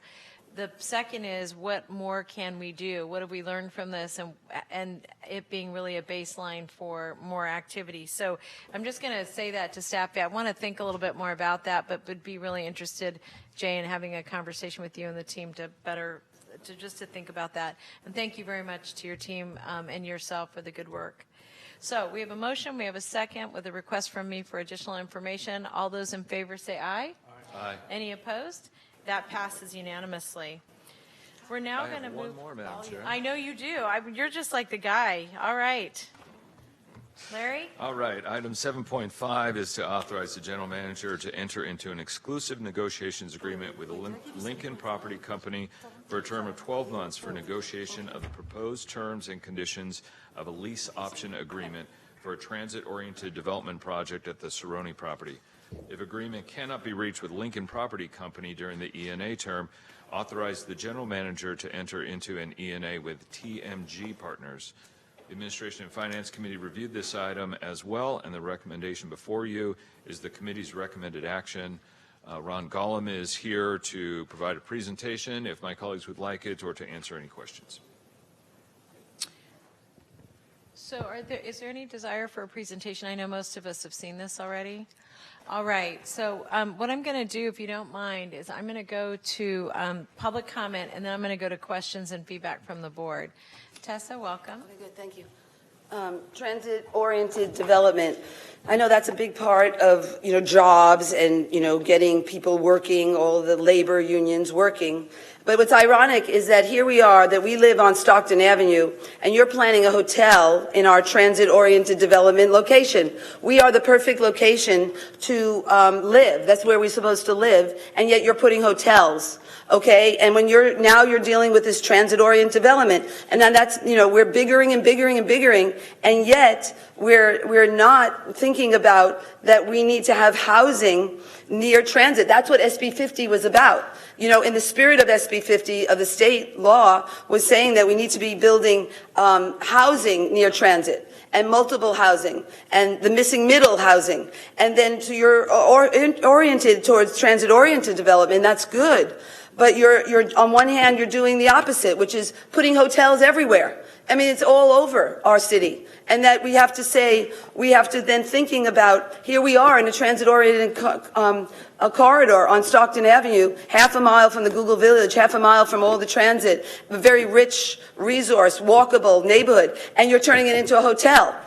So you're there, there's your hypocrisy again, is that you keep doing that to our neighborhood, and you're not thinking about how we need, and I wanted to thank you, Mayor Liccardo, you used the word resiliency. Thank you.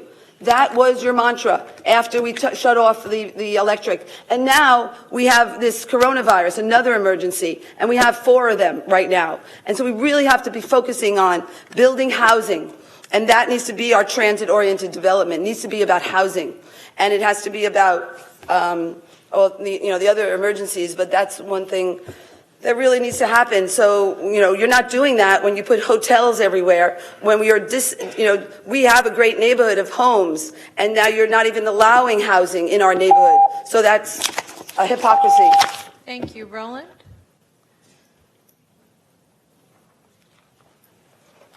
So, very briefly, as you recall, we had this discussion at the Caltrain board this morning.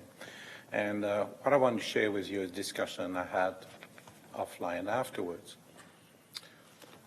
Generally speaking, cities want hotels because of the transient occupancy tax that goes straight into the city's general fund. And what I proposed after the meeting is that when we have public land here that's going to be used to build hotels, is that tax be actually deposited into an affordable housing fund that the agency is responsible for. Thank you. Thank you. Thank you for that idea. Doesn't solve the problem. If there are no further questions, I would move approval.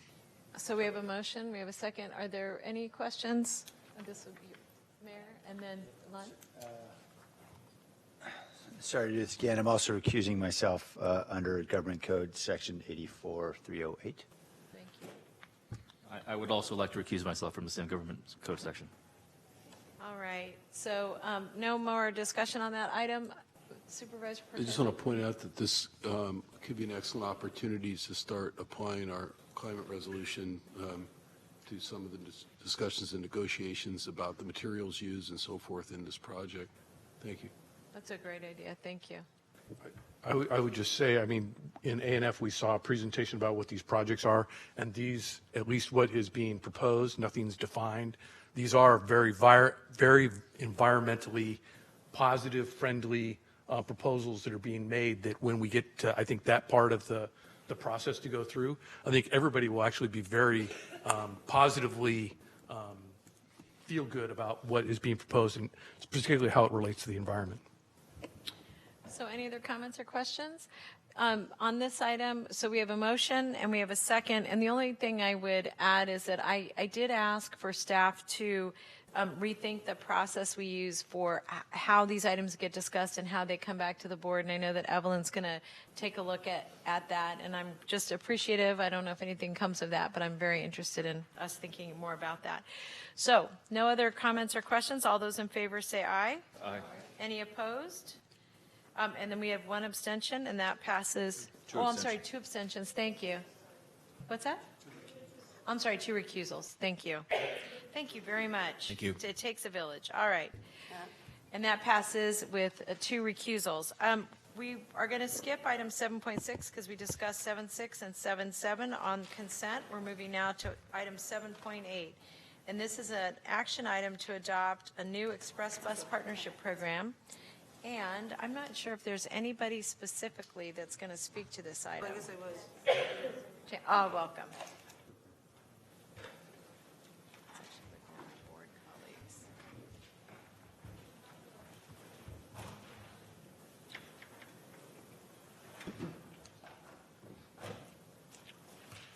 7.8, is that what I had a card. What's that? I do it? It's my turn? No. No? We haven't taken up the Okay, item sorry. yet. So let me just, I'll get to you, Tessa. That's fine, thank you. So our Express Bus partnership, and so this is to adopt a new Express Bus partnership program and a new pilot van Pool Subsidy program for implementation in April. This was reviewed by ANF, CMPP, and SSTPO, and our advisory committee. Staff's recommendation will transition VTA's Express Bus network to a new program that invites third-party partnerships, which will help share the cost as well as make the service more focused. Staff was able to identify partners, which I just want to say how pleased I am with that work, which will be discussed during their presentation. The proposed action also includes a 12-month pilot van Pool Subsidy program for markets that will experience reductions in express bus services. Janice Ramos will be our senior transportation planner, is here to provide a brief presentation. Sure, thank you for that introduction.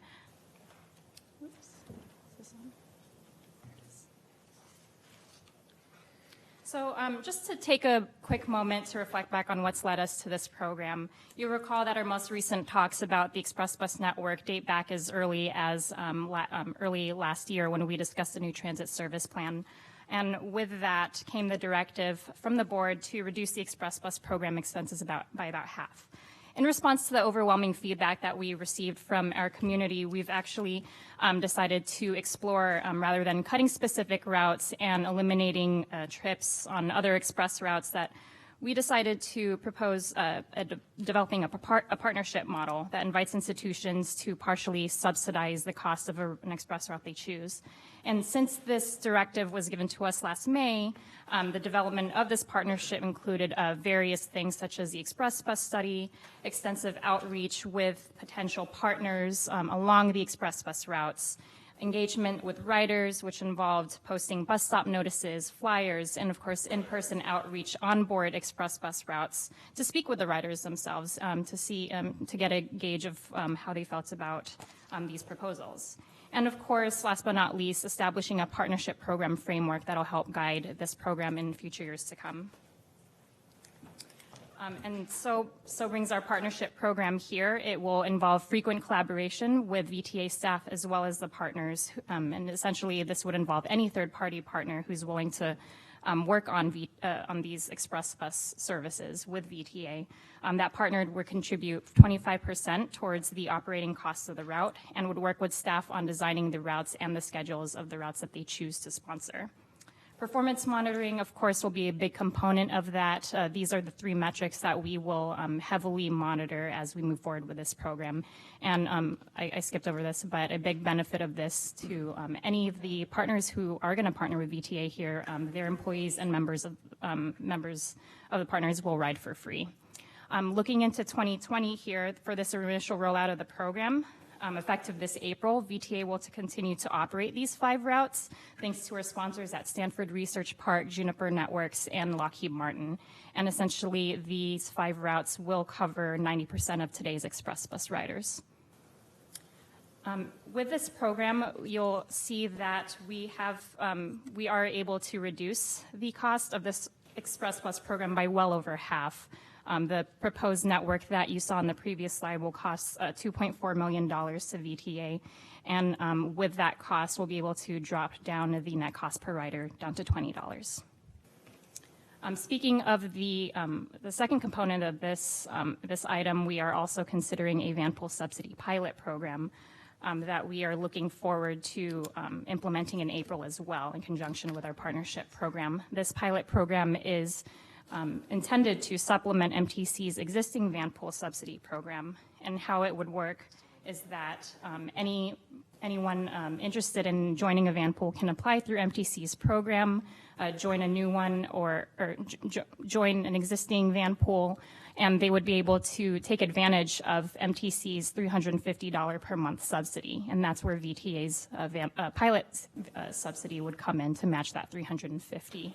A couple of more constraints that we'd like to put for this pilot program. Of course, one big requirement is that the Vample would have to qualify and apply for MTC's program. We'd like to have at least 4 people in that Vample. A Vample must begin and end within Santa Clara County, and we are capping this to the first 20 Vamples that do qualify, which would result in a cost to VTA at $100,000 in this initial rollout. And these, of course, are a couple pictures of a 7-seater and a 15-seater vehicle that MTC leases out through Enterprise Car Share. And so as I wrap up here my brief presentation, these are 2 programs that we are very much looking forward to evolving in its early stages. Working closely with our partners on express buses, as well as exploring van pools for our current riders, we think are promising steps towards looking into other commute solutions.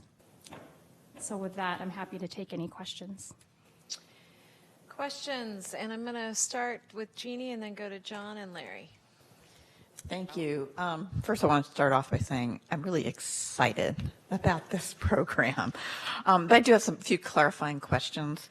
When we talk about the 25%, I'm sorry if my voice might go in and out here, 25% partner contribution, can you clarify that? So you have, for example, Stanford Research Park doing, let's just say one of the routes. So they're going to pay 25%.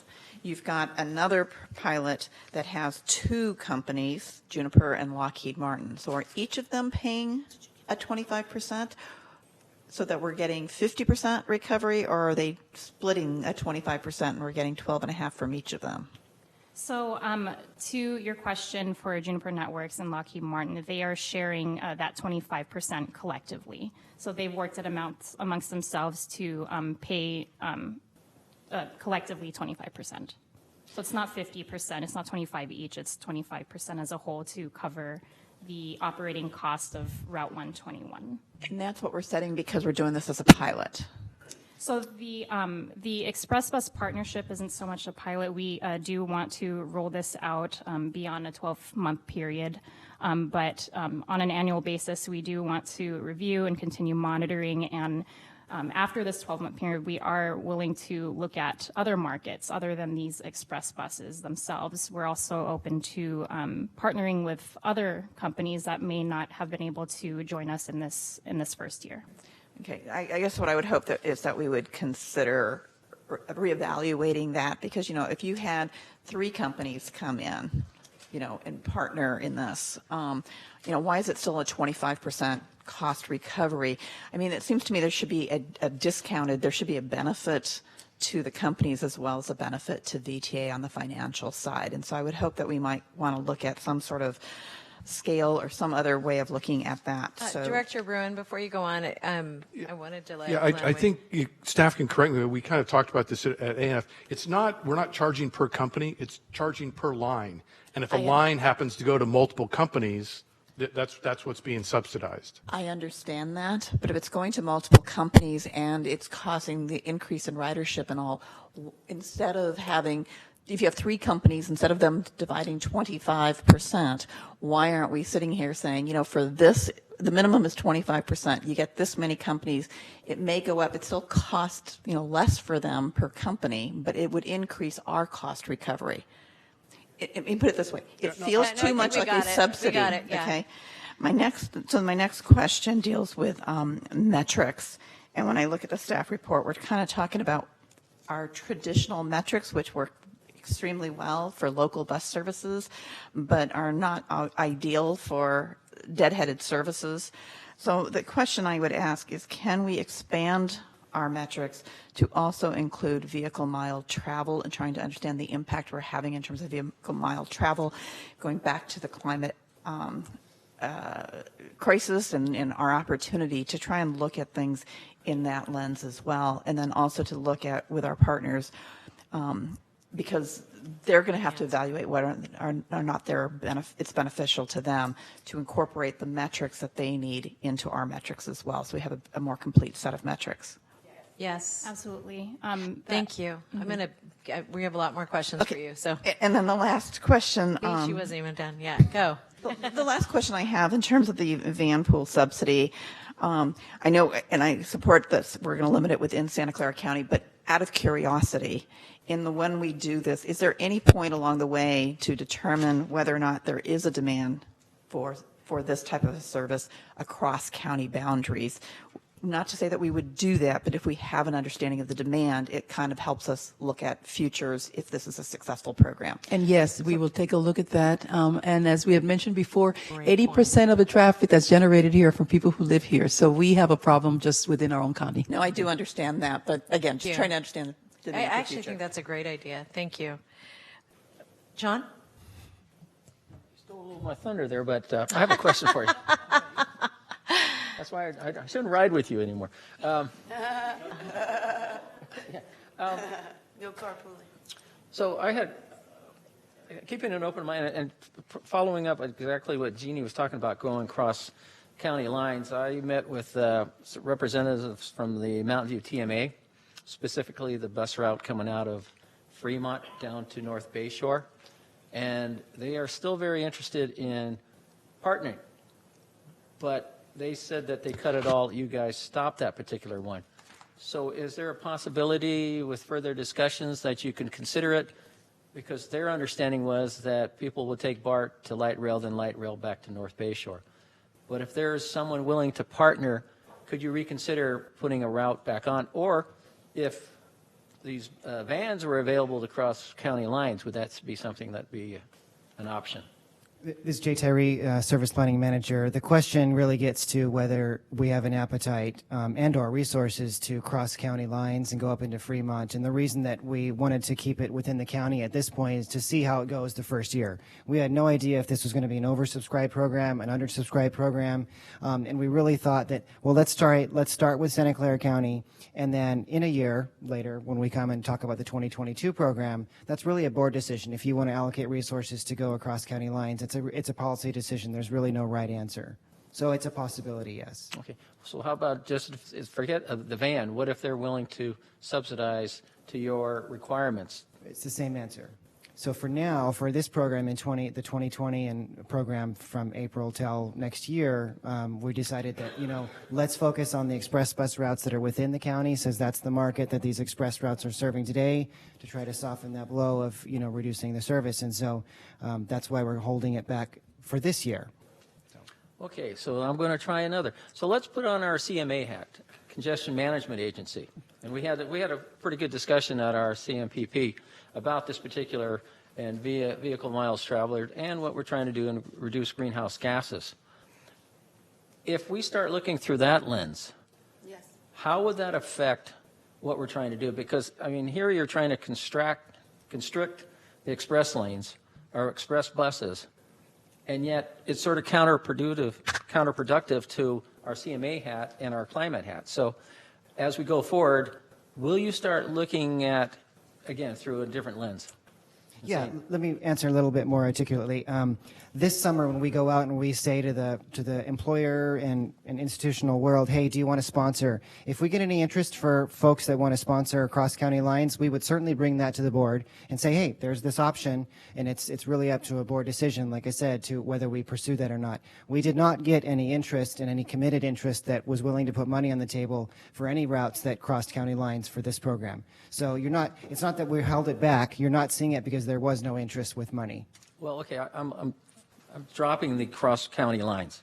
you're looking at other buses, other bus routes in the area. And so that's why, if we're going to do it, I mean, we had a conversation is that if you take a bus like the 185 and you had, 20 people on it, round trip, or 20 people, something like that? Well, let's say hypothetically you had 20 people on it, you would have to drop the bus and bring out 2 vehicles to supplement the one bus.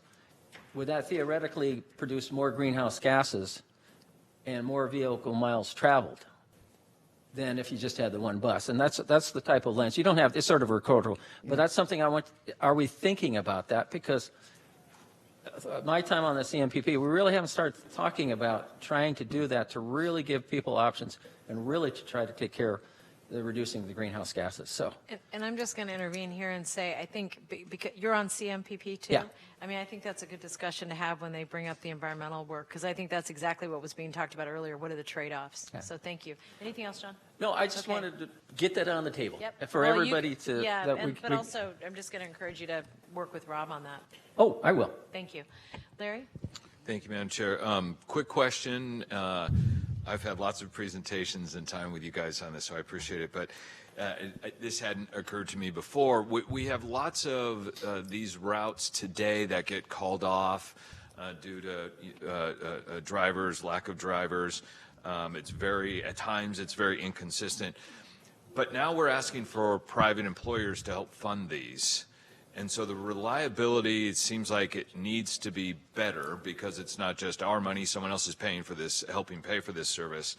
So is there some way that we can have some kind of assurance of drivers and the availability of backup to keep this limited service actually intact and on schedule? Yeah, it's a good question. The short answer is yes. We've been thinking a lot about this lately and convened these discussions amongst operations folks, OCC, our Operations Control Center, and our dispatchers. The best answer and the best solution here is to really prioritize these routes, right? Especially as you mentioned in the future when we have a third party paying for a portion of them. We have already instituted new practices and kind of processes in our dispatch system to clearly identify to dispatchers when they're assigning out routes that these ones are priority. It includes like school routes, express trips, of course. And so we've done, if you compare like 6 months ago how we were doing, not good enough. Today, we're much better than 6 months, but we're still not as good as we want to be. So 6 months from now, we'll be in an even better position. So we're clearly, it just requires a lot of focus and attention and training with our personnel just to make sure that, again, the answer is prioritizing these trips to make sure that, if nothing else, these got to go out. And we are doing that. We are prioritizing these trips. And I'll also mention we're also doing a much better job of informing riders when we're not able to come through and putting out service notices. And so the riders, I've been watching the complaints come in, and they've dropped considerably. I think the riders are really noticing that we're doing a better job of at least informing them when we can't make it. Yeah, because we all know these express buses, especially the longer haul ones, there isn't another option. So when the bus isn't available, there is no other option for those riders.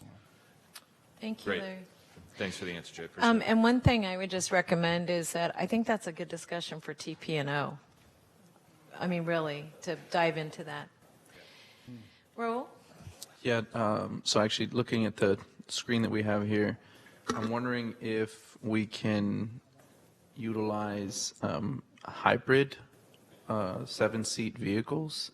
And I don't believe there's a hybrid yet, 15-seater. But in relation to the climate emergency we just declared, if we're using Enterprise, I'm assuming they should have some of those vehicles available. So, and especially if we think we're only going to need, a handful at most, could we not make that a requirement in our program that, to the extent they're available, that we utilize a hybrid 7-seater for now, and then once they're available, maybe the same requirement for 15-seaters.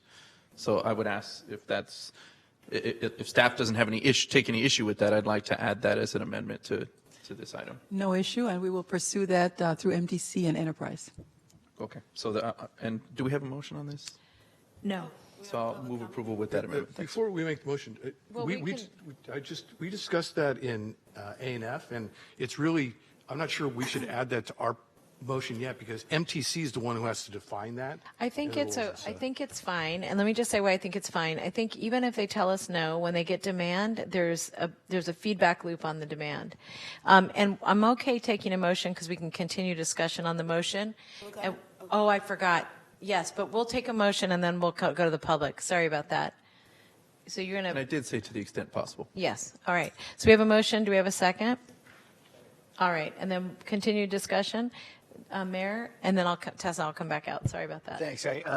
First, I just want to say thank you and kudos, Jay and Janice. The fact that 90% of the riders have had their routes preserved, at least within the county, I think is a tremendous accomplishment given where we started, and really a testament to the creativity here. And I really appreciate. And I think one of you guys, I think it was Jay, followed up with Lockheed after I reached out. Thank you for doing that. It seems like they're now supportive. I had a communication today with Mary Papazian over at San Jose State. She's very concerned about the loss of 181, which I guess would fall into that out-of-county or intra-county bucket of routes to Warm Springs. Is that right? No. It would not. It falls into the bucket of we're building BART to San Jose, and so But it's going away anyway. We're bringing BART here, so we don't have to go to BART anymore, and we'll have Yeah. the Rapid 500, which is the nonstop service between San Jose State and the BART station at various. Okay. I guess the here is relative, right? Because I'm guessing, I know that she has two concerns. She expressed first that, there's a cost issue to students who would otherwise be riding a bus, and now they're paying more in BART, but also the multiple transfers, having to go from one system, presumably from BART down to Warm Springs, and then I guess, well, eventually BART to Milpitas, or rather Berryessa, and then take the 500. So I guess the question is, could somebody on staff reach out to Charlie Foss over at San Jose State and just at least talk them through this? It may be that the concerns can easily be just addressed with more information, but it also sounds like if they're really clinging to this bus, then there may be an opportunity if there happens to be other employers. We've got a lot of employers downtown, Adobe, and Zoom and others who may be interested in investing if they really feel like that the redundancy is not so redundant. I guess, Mayor, thank you for that suggestion. I will commit to meeting with Dr. Papazian and Charlie over at San Jose State. Fantastic. I think that there's opportunities for more conversation around the service and our efforts to reduce congestion. So, thank you very much. Appreciate it.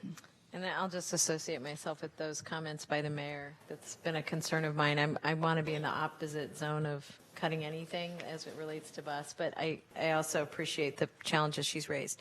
So we have a motion on the floor, and we have 3 public comments, and I'm going to invite up Monica, Tessa, and Roland. And Tessa, you can jump right up there, no order. Thank you. All right, so I was just going to remind everybody about my daughter. I haven't told you about her, okay? I have a 24-year-old daughter, and she takes the train because she goes to work at Google. And so this is where we're living. We live on Stockton Avenue, and she's able to take actually the College Park even to get to Google. And so the reason I'm connecting that is that this is the neighborhood we live in. We're able to use the transit, and this is what you need to be promoting in our community, is neighborhoods that are able to have the rich transit so we can use it, and not to undermine it with economic growth and development through hotels. And so we need to live here, and even they're saying that San Jose is the best place to live, to raise kids. Yeah, because I've done a good job. I've raised my kids, and we use mass transit, and we ride bicycles. And this is because I was their teacher too. We homeschooled till 9th grade. But this is the community they grew up in. And you're undermining it by not realizing that you need to support, like SB 50 says, transit, housing near transit. And then, so that's just the one issue. And that's why no hotel housing. And also, the issue with our companies, they need to pay a lot more. 25% is not enough. They need to pay a lot more. We need to electrify all the buses. That is, Raul says, he goes halfway measures of hybrid. That's still internal combustion engines. We need to go electric. China's done it. We can do it. China has 180,000 in one city electric buses, okay? So I'm sure there's those 15-seat vehicles too electric, okay? And so we need to get them all electric, and we need to have the companies pay more. They need to pay a lot more, and I think even they need to give benefits to the people that take the bus and trains, because we live in a very polluted area, so we can be near transit. And so we should be given a bonus for living where we have to do so much pollution. Monica, and then Roland will be the last speaker on this item. Hi, my name is Monica Allan. I'm a student at San Jose State, and I just want to kind of make one last effort to try to save the 181 Express. As I previously said in a lot of my comments, the majority of SJSU students are commuting to San Jose State every single day using sustainable transportation. We have 10,000 SmartPass users, which is really a lot considering our population. And the 181 Express is actually our most popular bus route. We have about 1,000 people taking it every single day, and that's about 17% of our total bus ridership with VTA. And we're also about 17% of VTA's total ridership in terms of boardings. The argument that the 181 duplicates BART service has been made so many times, but I think that really ignores the equity and affordability issue with this. Yesterday, I actually took the 181 to Warm Springs, and I paid $0. When BART opens, I'll have to pay $3 to go that exact same distance. And, thankfully, I live and work and go to school in Santa Clara County, but a lot of people don't. And that's really a huge burden to place on them when they're just trying to get to school. So I really hope that you can consider keeping this route, and whether it's, through a regular bus or one of these van pools or something, it would just be really great to have this option, because this is a huge portion of our ridership, and I really don't want to see San Jose State taking even more land that should be used for student housing and putting parking lots on there. So thank you. Oh, thank you, thank you, thank you. And then Roland and Eugene Bradley will be our last speaker on this item. Bless you. I'm essentially going to second what Monica and Mayor Ricardo just said about the 181. I mean, I use it. I also get a free transfer. It's free. It's so much more convenient to go from Warm Springs Street to downtown and then switch to the light rail. I mean, that's the way I go to San Francisco. And to the point that Director Perales made, the 15 seats are already electric. They don't have to go hybrid. I mean, Mercedes have one. There's a whole bunch of them on the way. Actually, the new VW microbus will be electric. Thank you. Evening, board members. Eugene Bradley, Silicon Valley Transit Users. I echo the prior speaker's comments regarding the program and then saving the 181, a bus line that really goes back to the days when it was the number 66 and actually went as far as Los Gatos. Isn't that an interesting fact? From back in the 70s when BART first opened. One concern that I'm looking at regarding the partnership, Silicon Valley is a 24-hour economy. It does not run 9 to 5 like bankers are. People work all sorts of shifts and all sorts of times. So I know because I'm one of them, because in my day job, I have to work random hours up until about 3 o'clock in the morning fixing computers and basically running Linux on them. As a system administrator, I have a 24-hour duty job, and Silicon Valley is a 24-hour economy because you got data centers all over. So as soon as you stabilize the situation regarding your driver shortage, which it looks like it's slowly happening, but there's still a bit to go, one thing that needs to be looked at is expanding these and other express buses into all-day service. The 9 to 5, 2 to 3 buses a day, 2 to 6 buses a day, that is from weekday morning and weekday peak, 2 to 6 buses per shift on weekdays only, not good enough, and you don't even have enough ridership. So longer term, there should be plans to expand these express buses into all-day service because our traffic's all day. Our express buses need to work all day and as well. Thank you. Thank you very much. With that, we had a motion and a second, and I just wanted to make one comment on this. One, I really want to make sure we're having a conversation with San Jose State, and as Nuria was reminding me how much we've invested in BART that goes a similar route. I understand the pressures on us to really be able to take the precious dollars we have and spread them around. I am emotionally attached to 181 because it was a bus I took for years to get to San Jose State. And so I know, I know how important it is. I know the route it takes and every little twisty turn. That all being said, I do, and I also just want to say I want to make sure that we're, wherever possible, that we're comfortably beginning to be in the position where we can expand services. So I'm really pleased that with the reduction, you're also looking at options, but I remain concerned about making sure that the people who can't afford BART, and I think there are many, still have options, and I want us to make sure we're thinking about that. So we have a motion, we have a second. Can I make a comment on what you just said? I just would remind us that, and what we need to probably look into is BART is one of the agencies that is participating in the pilot for the means-based fare. And so with BART, and that's supposed to be starting in about the April timeframe. So that may also, timing-wise, Actually, Jeannie, may that's help. such a great point.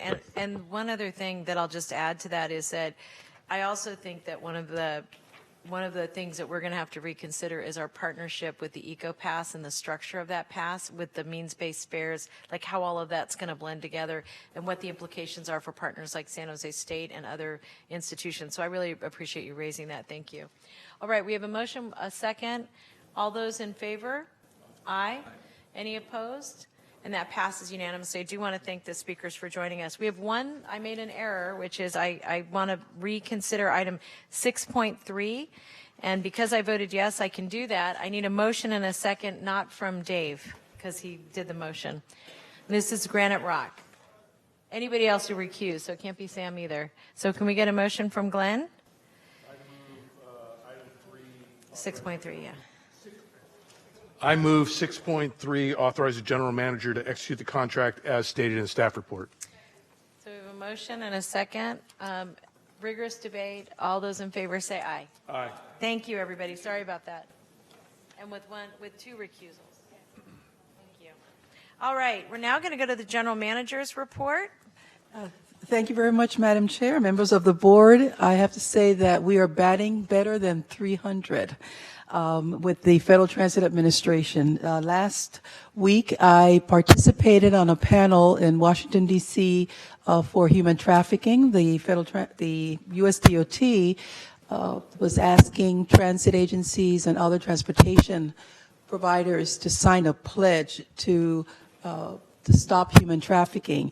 And at that event, we were informed that we will be receiving one of 24 grants, a $350,000 grant that would enable us to launch the program that we created that's called Not on Transit. The goal of this project is to enhance awareness on human trafficking through education and training and outreach. The Not on Transit project we were able to collaborate in our application with the Santa Clara County Office of Women's Policy together with the Mineta Transportation Institute.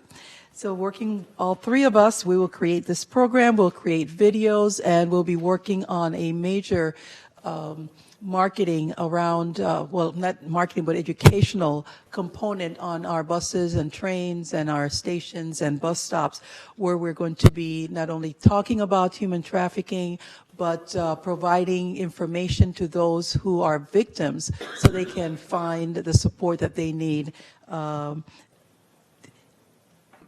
Yeah, so thank you to the U.S. DOT and Federal Transit Administration.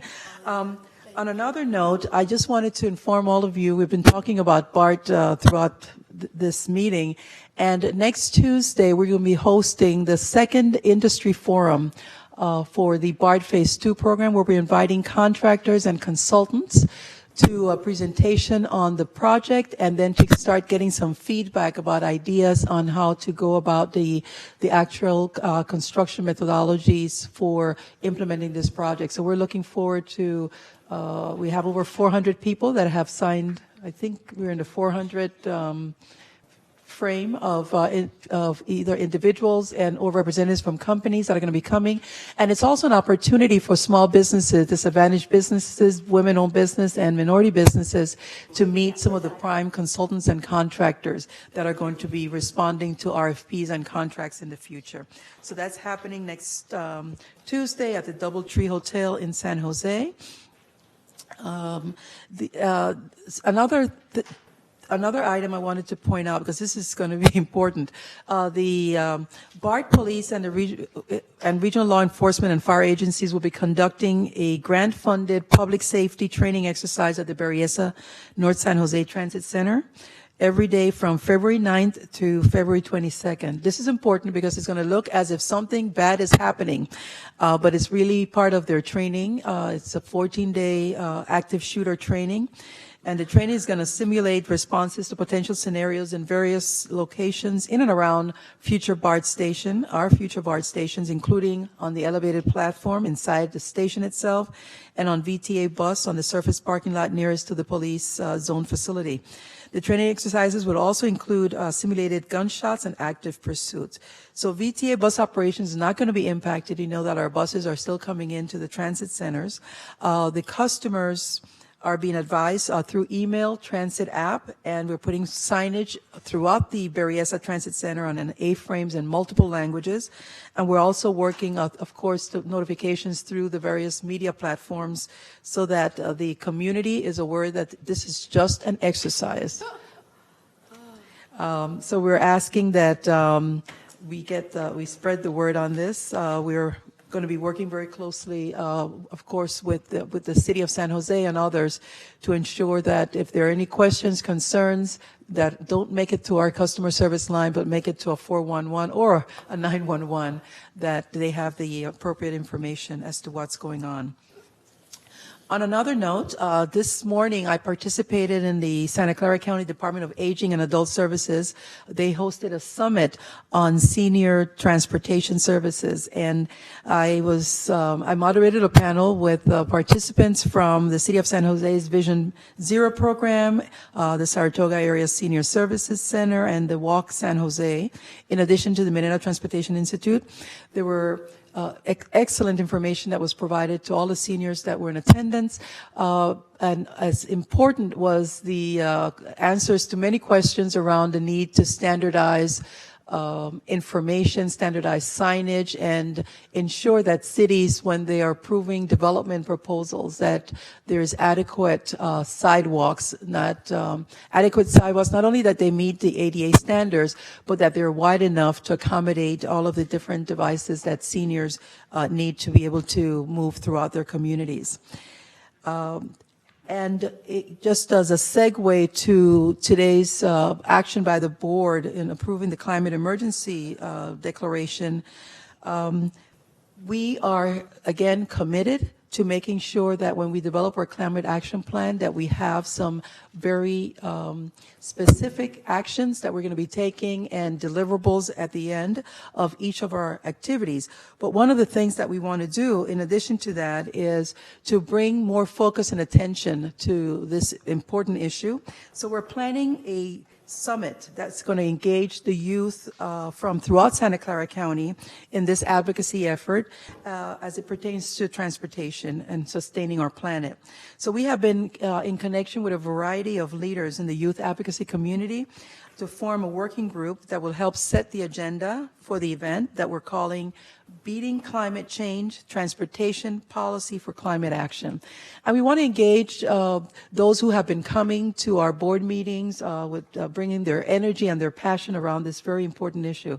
And so far we've had commitments from the Silicon Valley Youth Climate Action, the Mineta Transportation Institute, and the offices of both board members Cortese and Chavez. We intend to involve the advocates that were here tonight and those who have been participating throughout, leaders in our community, educators, and researchers And together we'll continue VTA's work on the climate change, creating actionable outcomes, as I mentioned earlier, and feeding a lot of the information that's going to be resulting from this summit. So I encourage the rest of our board members, if there is this is something that's of interest, we will be working directly with your offices or with you so that we can have a robust agenda and a good program. We're targeting to do this this spring.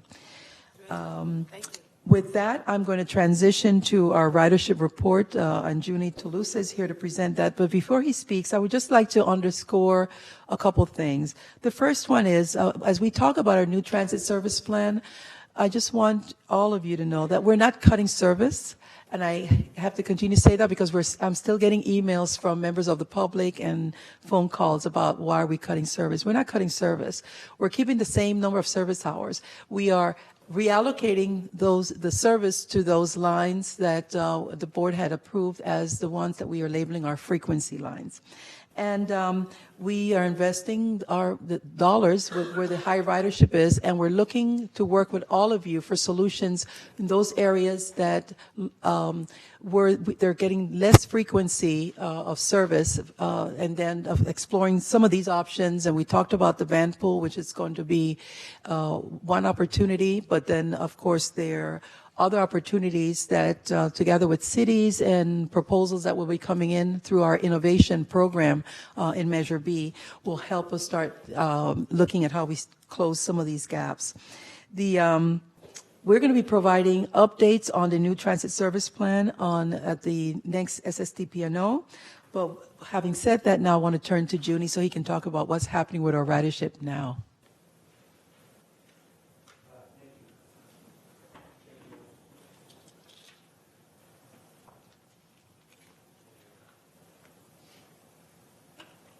There. Sorry. Got it. Thank you. The slides in front of you are the results for December 2009 ridership. This is a similar report that I presented at SSTPNO middle of January, although it was preliminary back at the there you go. Thank you. So the results were system-wide ridership is down, continues to go down at the end of December 2019 at 4.7% system-wide, with bus down at 5.3% and light rail 2.7%. It's worth noting that this is the final month, as our general manager alluded to, that this is the final month that we do not have the new transit service plan. We implemented new transit service plan on December 28th, so 4 days out of December. We started off the year with, that month anyway, with the new transit service plan. The contributors to the decline in ridership, we believe, is part of it is how the week or the holidays fell. We call it the dead week. Both Christmas and New Year fell on a Wednesday. So pretty much a lot of people took their time off, took those 2 weeks time off. We also know that rain affects our ridership, and 40% more rain in the first week of December. That's also an impact to our ridership. In terms of ridership productivity measure, though, we ended December 2019 with bus at 18.6 boardings per revenue hour, light rail at 54.1 boardings per revenue hour. That's important to note as I go through the slides here later. And the other contributors, too, are that at least half of the routes that contributed to the declines are actually routes that are due for cancellation based on the new transit service plan. This chart depicts top routes on the left side of the chart. On a 12-month rolling average, the ones on the left side continue to trend up at plus 4%, while the ones on the right side of the chart are the ones that continue to trend down at negative 13%. All of these routes on the decline, with exception of two, were actually planned and slated for either being discontinued or reconfigured in the new transit service plan.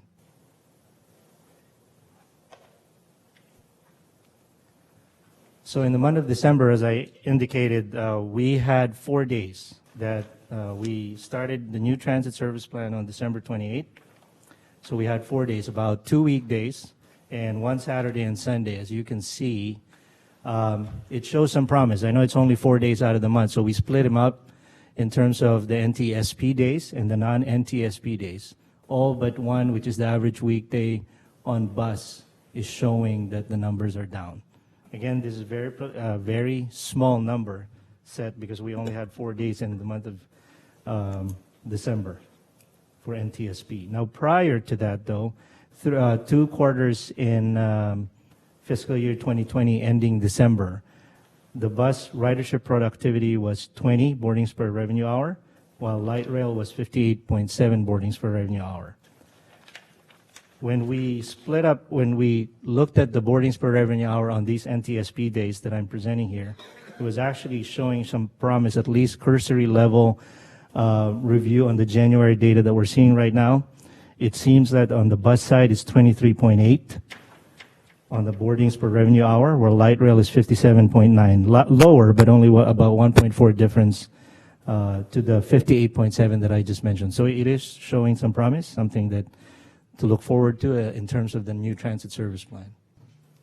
And just additional information, like I mentioned, we did have the 4 days with the typical New Year's Eve free ride days. The other 4 days for NTSP were also free to promote the NTSP service. We had 2 49ers game that averaged 10,200 ridership and about 280 riders on the historic trolley. That concludes my report. Yeah, are there any questions for Mr. Tolosa? I hear none. The next update is on the safety and security statistics. I'm going to ask Captain Lara if he could present those. Good evening. Displayed on the screen are the January statistics for Sheriff Transit Patrol and VTA fare inspectors as they compared to December. We had 134 total incident reports in January and made 109 arrests. However, tonight, now that 2019 is complete, I want to take the opportunity to do a bit of a deeper dive into the statistics from last year as they compared to previous years. You heard me speak in the past about VTA's 3-part security program made up of sworn deputies, private security, and VTA fare inspectors. However, there's really another part of that, and that's the VTA workforce that gives us an additional 2,100 or over 2,100 additional set of eyes and ears out there. We've really put an emphasis in the past few years of working with the employees to enhance the overall system security. And I really think that effort is paying off as we solve more and more cases and prevent crimes from occurring as a result of working with VTA employees, particularly operators. And I think this is reflected in some of the trends that I'll show you tonight. We have had a few challenges last year as we did see an increase in calls for service, as well as some additional demands related to special events like a winning 49er season. However, all in all, we did very well.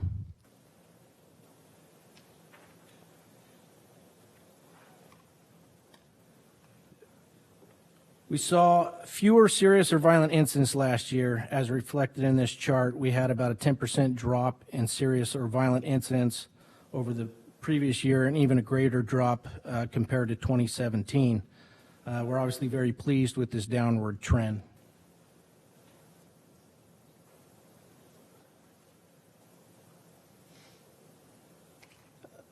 The portion of Part 1 FBI Uniform Crime Reporting data, which covers crimes against persons, covers murder, rape, robbery, and aggravated battery. We consistently see very few to no rapes or homicides on the system, but we unfortunately do see robberies. This chart shows you the total number of robberies, and consistent with the previous slide, the chart shows a 3-year downward trend in robberies.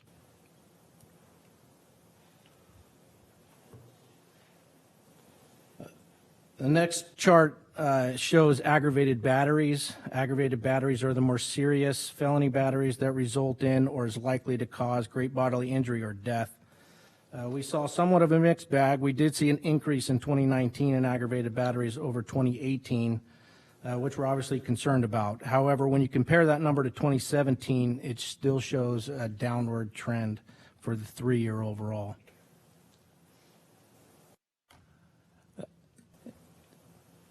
One of our fundamental areas of focus on the protective services side is the protection of VTA employees. Assaults on VTA operators are very concerning and will not be tolerated.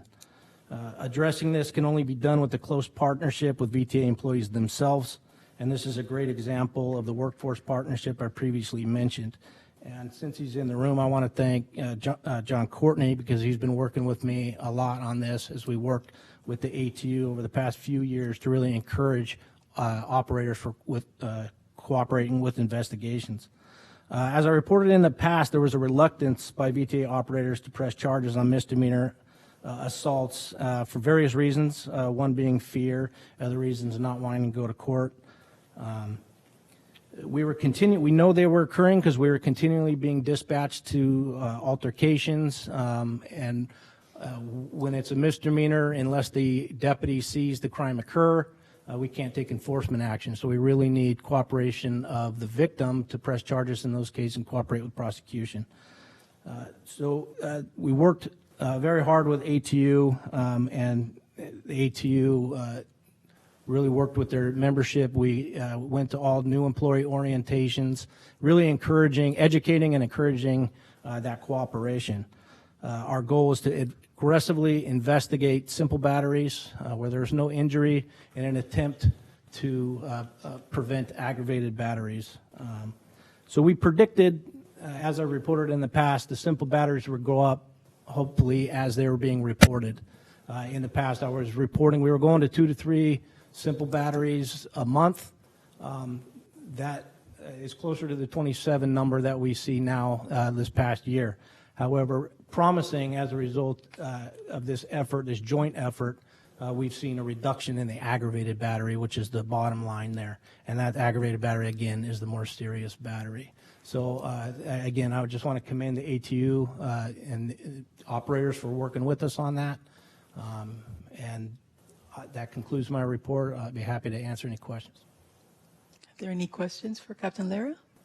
Mr. McAllister? Yeah, one question for with a misdemeanor, what if the driver or the employee cooperates with you and you go and you arrest someone? Are they cited? Are they taken down?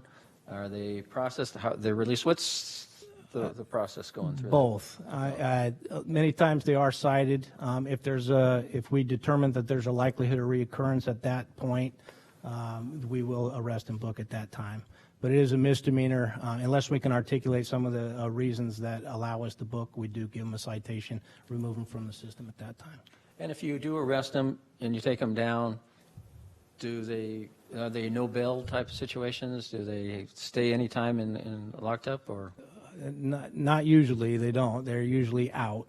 And this is one of the reasons they get cited out a lot. And this is one of the reasons where we really want to aggressively engage with the simple batteries, because we do have some of the same violators that cause problems on the system a lot. We have had some success with bringing multiple reports to the district attorney and following that case through the justice system, getting probation orders on the back end that prevents them from being on the system. So it gives us a little bit extra enforcement action. If they come on the system, when the probation order prevents them from being on the system, we can arrest them at that time for the probation violation.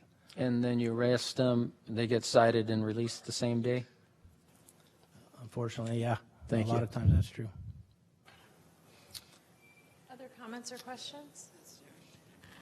Then I only have, I have one last item, and unless there's speakers for this card. Okay, so the last item is 8.1.A, and that's the government affairs update, which is in your reading folders and in the public binder for reference.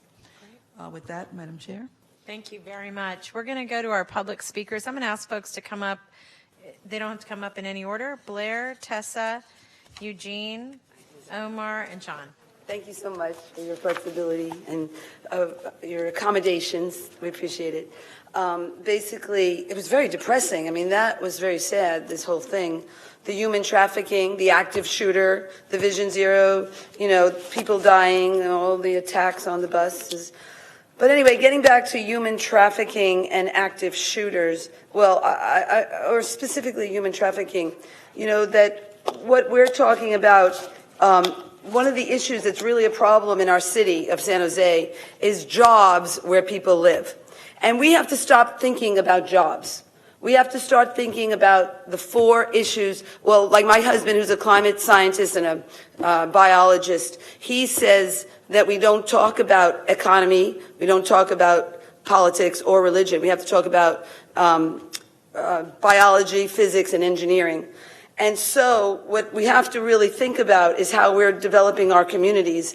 And when we have human trafficking, when what you're doing in our community of putting this hotel in our residential neighborhood, actually, that is by Bellarmine. Bellarmine students go by my home every day. That's the type of neighborhood we have. And you're putting a vice of a hotel with full of vices of our community. We even have Salvation Army. So what I'm trying to say is we have a lot of problems that we're facing, and we have to start focusing on resiliency. And so that takes a separation. That's zoning. You don't put things together like a hotel full of vice.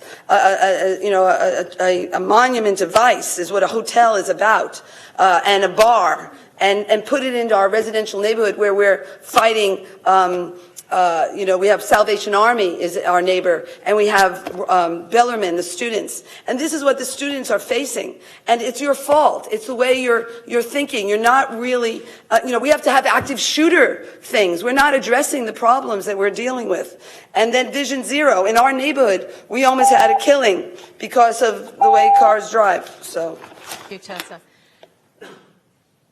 Welcome.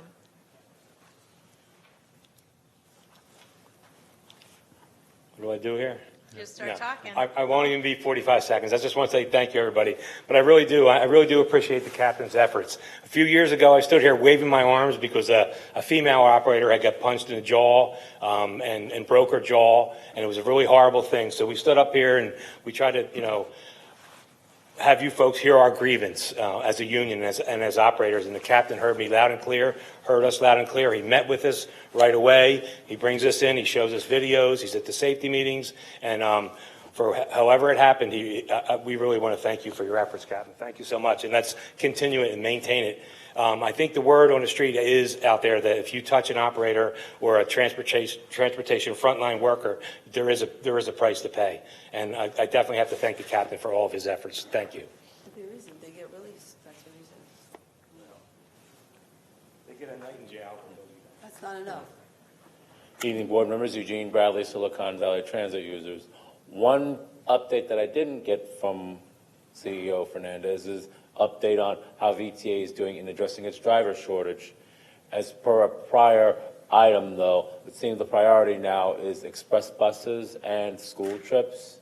While it's great for getting people to school, every time that there's a need for express buses, it turns out that one driver has to be taken from the local buses. So I've heard rumors that VTA has actually begun hiring more drivers. I would like to know how many new bus drivers and light rail operators that it has hired this month to address its driver shortage. Thank you. Thank you, Eugene. Blair will be followed by Omar, who's our last speaker on this item. Hi, I wanted to comment on the general manager's report a bit. I'm interested in that you're going to be working with human trafficking issues with a bus line. I'm really interested how the VTA bus and public transit bus lines can be like a place of sanctuary for people, and it does an incredible service in that way. And so I thank you for this human trafficking work you'll be doing. And it does bring up for myself that I'm sorry to say, but with your new logo, I think it creates a certain amount of possible fear that doesn't give people that feeling of sanctuary, that they can trust the bus and they can go to the bus and feel a safety and comfort in taking the bus, and they can be, exactly that. They can feel a sense of safety. And so I'm very worried about the logo, and I hope it's an issue we can talk about. I know it has its purpose and its intentions. It's something I hope we can all think about, and we all are, and we can all work on it and all that stuff. To mention, you also talked about Vision Zero, and in San Jose, there's going to be some new issues with this Vision Zero. I wanted to remind, Vision Zero is a very wide open idea of green sustainability and community harmony, you know, issues that are real positive and hopeful. And the ideas of law enforcement and technology, I feel, should be a more auxiliary role of Vision Zero. And if you do talk about those things with Vision Zero, of tech and surveillance technology, I hope it can be with real good open guidelines. This is a time where, you know, tech and guidelines can walk hand in hand together. Thank you. Thank you. Omar, you're the last speaker on this item. Hi, my name is Omar Chaddy, and I'm on the public safety issue. And I would like to know, I think it would be helpful in this era when people are running for office that are stressing their public safety stand, even some of the folks I like. I'm worried about the sanctuary policy of the county and the open borders issue that we still have, and that the county's, I believe, is worse than the state policy, as Bambi Larson's family knows. My understanding is the sheriff doesn't collect criminal illegal aliens. I don't care about law-abiding illegal aliens. That's a different animal. I'm talking about the criminal ones, like the one that was arrested after 9 incidents between LA and here. So it'd be nice to know how many of these incidents are, and what category of incident illegal aliens, criminal illegal aliens are involved in. So it would be helpful to understand the cost and impact for decision makers such as yourself. It would be, as the border wall goes up and we're seeing the illegal aliens dropping because of apprehension in Mexico, it would be nice to see if there's a trend in the dropping of these public safety data, because that would be information that might be helpful in understanding feedback on county policy. So that way we could track it in the future. So I just, you know, we all would like a safe environment, and I think it would be helpful to track information. Like Bill Hewlett used to say, what you measure, you can deal with, you can fix. Thank you. Something to that effect. Thank you. Thank you, Omar. All right, so on that, there's no action to be taken. We're going to move to item 8.2.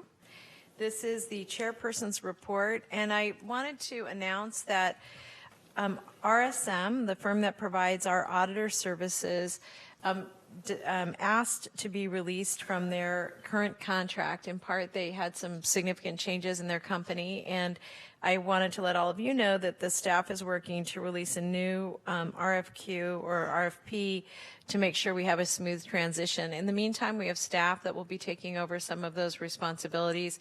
I think Bill's gone. I was going to just ask if we could say a big thank you to him. That all being said, I'm very grateful for their work, and I'm also really interested in who else is out in the market, in addition to maybe even them, that may want to reestablish a partnership with us. So I'm going to move to item 8.3, and these are items of concern and referral to the administration. And Magdalena, I wanted to go back to you for your recommendation. Yes, thank you. And this had to do with, now I'm looking for it, but it's the Cupertino pilot program. And really wanting to make sure that we're not forgotten as construction begins down Capitol Expressway. It's one of the major arteries on the east side of San Jose. It connects whether it's coming in from Evergreen, which is District 8, or coming in from the heartland of District 5, east side San Jose. We are, you know, as it is, we're already gridlocked, but I can only imagine what's going to happen once construction truly is underway.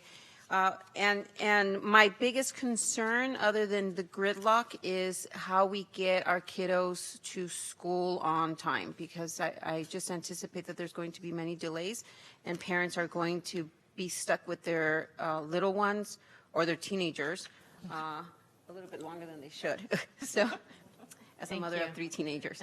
But I love the rides, but it's nice when we're not just sitting there. But if there's any way that we can apply, or if the city of San Jose can apply, if you can give us some guidance. But I'd love to be able to see a partnership with Eastside Union High School District, Allan Rock School District, to see how we get our students to school on time. Great. Thank you. We'll refer that to staff. John, and then I'll go to Jeannie. Yeah, thank you.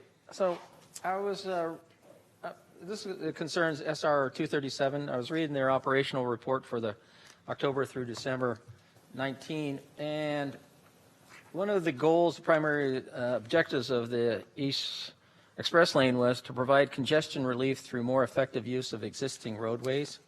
And as you read into the report, it states that the SR 237 Express Lane does experience high congestion levels during the peak commute periods. These are primarily attributed to the limited number of lanes within SR 237, high concentration of merging traffic from on-ramps and downstream congestion beyond the express lanes limit, especially on US 101 and I-80. Regardless, the express lanes continue to maintain speed differential between 5 to 15 miles per hour in the most congested section of the corridor during the peak hours of the commute period. The general purpose lanes continue to be congested. John, did you want to make a referral? Well, let me finish reading this and then finish it up with. The general purpose lanes continue to be congested, and at the most congested segment between Lawrence Expressway and North First Street in the eastbound directions, travel time has increased by about 5 minutes. And my request is, if we've been talking about, justice, equality, and here we are, those people that can't afford to be to pay for the transit are being stuck in slow traffic. And if there's some way we can address how we can make it equitable, that everybody can have an opportunity, or maybe to revalue or go back and look back on this express lane and what we're trying to accomplish. So we're gonna refer that to staff, and the reason I'm gonna be a little quick with you guys on these, and the reason is they're not agendized. So if there's a request for information or you're referring something to staff, I'm just gonna ask you to refine it and be clear about it, and then move on, because we can't really comment on it because it's not on the agenda. That's all I just wanted to do. No problem. I just wanted to be clear with everyone. Go ahead, Jeannie. I want to make one. Thanks, John. One referral and one comment. In terms of the referral, MTC partnered with UCLA to do a study, a Bay Area transit ridership trend study, and I would like to see whether or not staff wants to consider having that presentation done here for VTA, because, okay. That would be my request. And Cindy, I don't know if you were going to make a comment. If I could, I would like to announce to everyone, if you notice the agenda, there was some change in the structure of the agenda. It was a result of, I think, the ad hoc committee and the work that was done, and thanks to Cindy's leadership as the chair, we actually restructured this. So we had our standing committee chairs introducing the items and helping to share some of the discussion that took place in those. And I thought that was very effective, and I appreciate Cindy, chair or staff, whoever the catalyst, for making that change so expeditiously. So thank you very much. I thought it was quite effective tonight. Great, thank you. Are there any other items of concern? Seeing none, are there any announcements?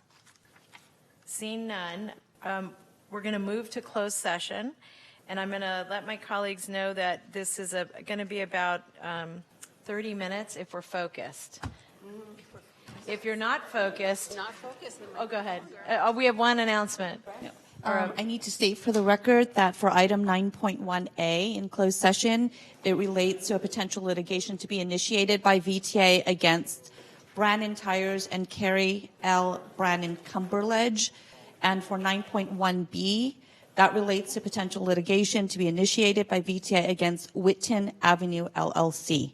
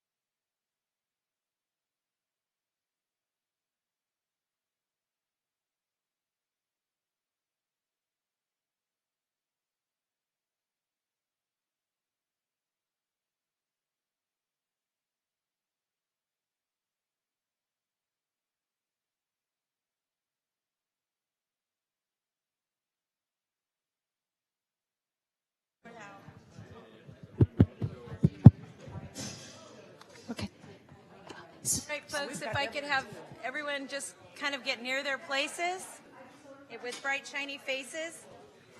All right, Evelyn. Report out for 9.1A. The board approved unanimously to grant the general counsel the authority to initiate litigation against Brandon Tires and Carrie L. Brandon Cumberledge. For 9.1B, the board approved the general counsel to initiate litigation against Whitten Avenue LLC. And there's no report. Thank you. There's no report for 9.1C. No reportable action taken. We are adjourned. Thank you, everybody. Good job. Yes, Jerry.